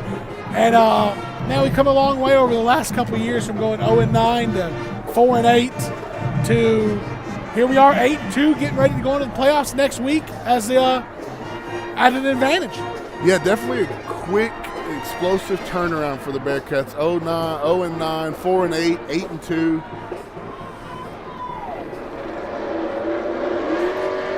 Good throw down the seam. That's another catch by Williams. Number 6, William Russell. He's had a good night. Yeah, he's a great receiver. I'm not sure what classification he's in, but if he looks like maybe a younger classification, he might be a great player for them going forward. Oh, the snap rolls back through Derek Wilson's legs, and he just has to jump on it at the 10. And we're ready to go to the Texas-New Mexico Power Player of the Game. Multiple-time winner of this award, number 8, Josh Chumley.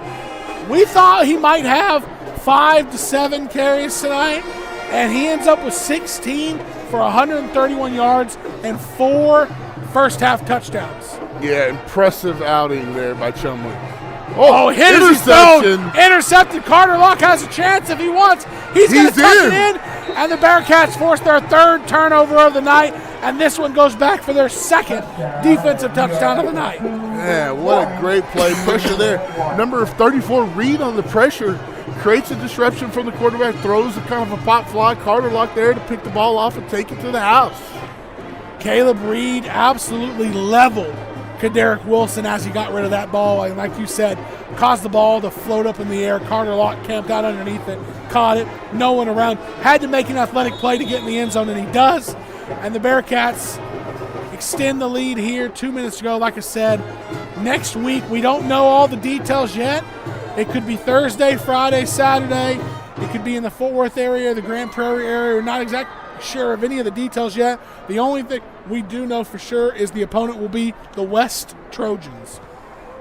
Don't forget, we'll be there, audio only. We will be there, audio only. 2 minutes to go in the fourth quarter, and we're going to go to a replay. And we're going to go get a commercial, and we'll come back on the other side. Need a mechanic you can trust? Key Auto in Pilot Point delivers honest, expert repairs without the dealership prices. From routine maintenance to tricky fixes, they get right the first time. Locally owned, highly rated, and always fair. Stop by Key Auto today, where your car and your wallet are in good hands. 608 North Washington Street in Pilot Point. Life is full of steps. We learn to take small steps and big steps. We take steps toward adventure, to keep growing. Steps to build a future, to discover what's next. This is banking at its best. This is banking forward. And we're back here 2 minutes ago. Let's try to see this pick six from the Bearcats. The full setup here, one back behind Kadarick Wilson. He's dropped back to pass, and Caleb Reed absolutely levels him. Like I said, ball floats in the air. Carter Lock catches it at the 15 and is able to find his way into the corner of the end zone for the second defensive touchdown of the night for the Bearcats. Ryan, definitely an impressive outing here from the Bearcats defense, only allowing 21 points for this team that averages 46 points a game. What I love that the Lions are doing on kickoff is they're moving Cooper around to wherever the Bearcats kicked it last. So they've got Cooper over where the Bearcats have caught and kicked the pooch kick the last couple times. And let's see if they recognize it and they decide to kick it somewhere else.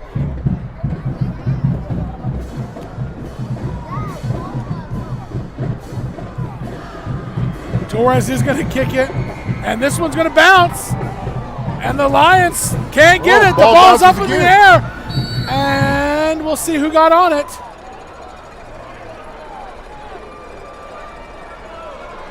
The Bearcats had the ball, and the Bearcats are going to recover the kick. I hope there on the recovery.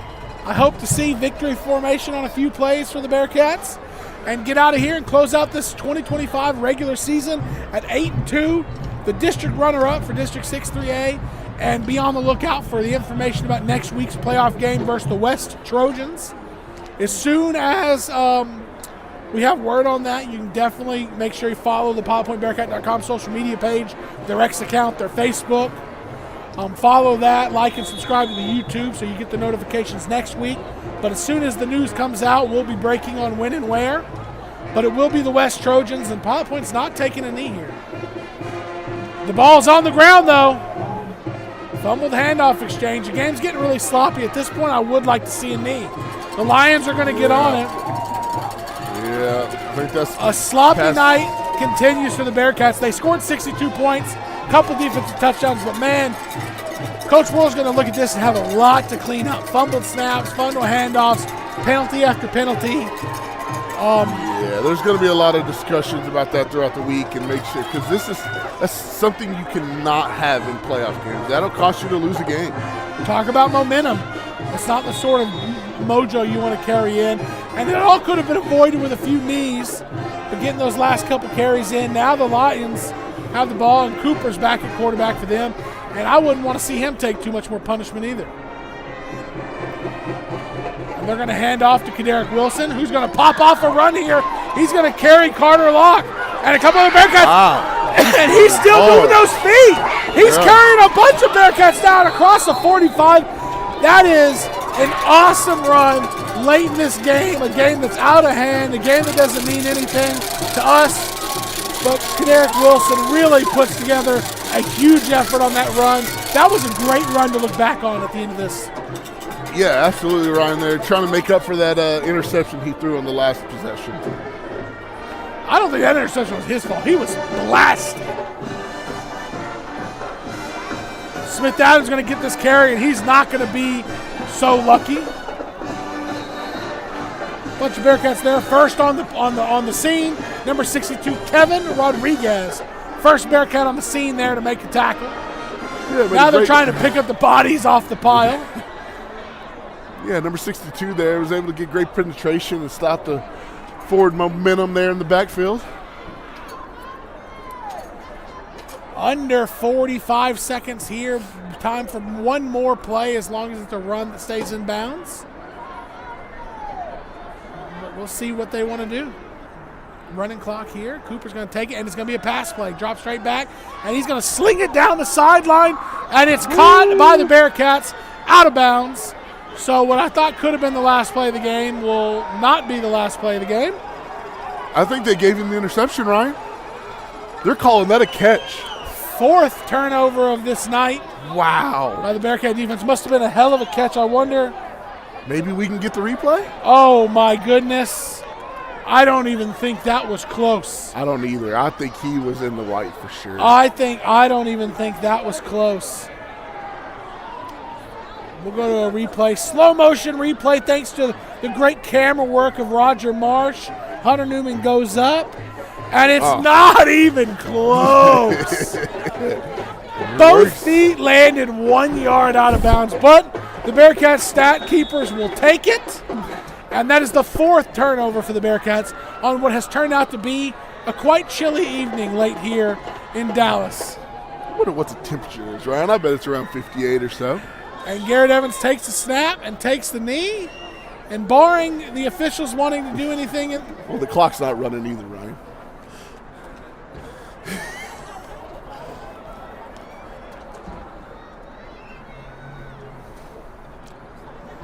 Let's make the end of this game as sloppy and as difficult as possible.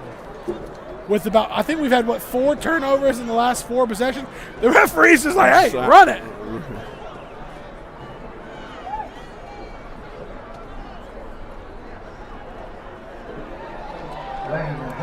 Running the clock, that'll be the ball game. So Pilot Point, we're going to go final here at Dallas Life Oak Cliff with the Bearcats finishing this 2025 season, moving to 8-2 with a 62-21 win. And the Bearcats, great season here. Lots of different Bearcats contributing throughout the year. And we have the benefit and the luxury and the pleasure of getting to bring you playoff Bearcat football starting next week. Audio only, but we'll be there. We will be there. Make sure you get your Absolutely hoodie in the merch store. Thanks to Chance Kirby, Roger Marsh, all of our sponsors. We will follow the social media so you can see the time and the date and the location of next week's playoff game against the West Trojans. But for us here tonight, we're out with a Pilot Point 62-21 victory. Go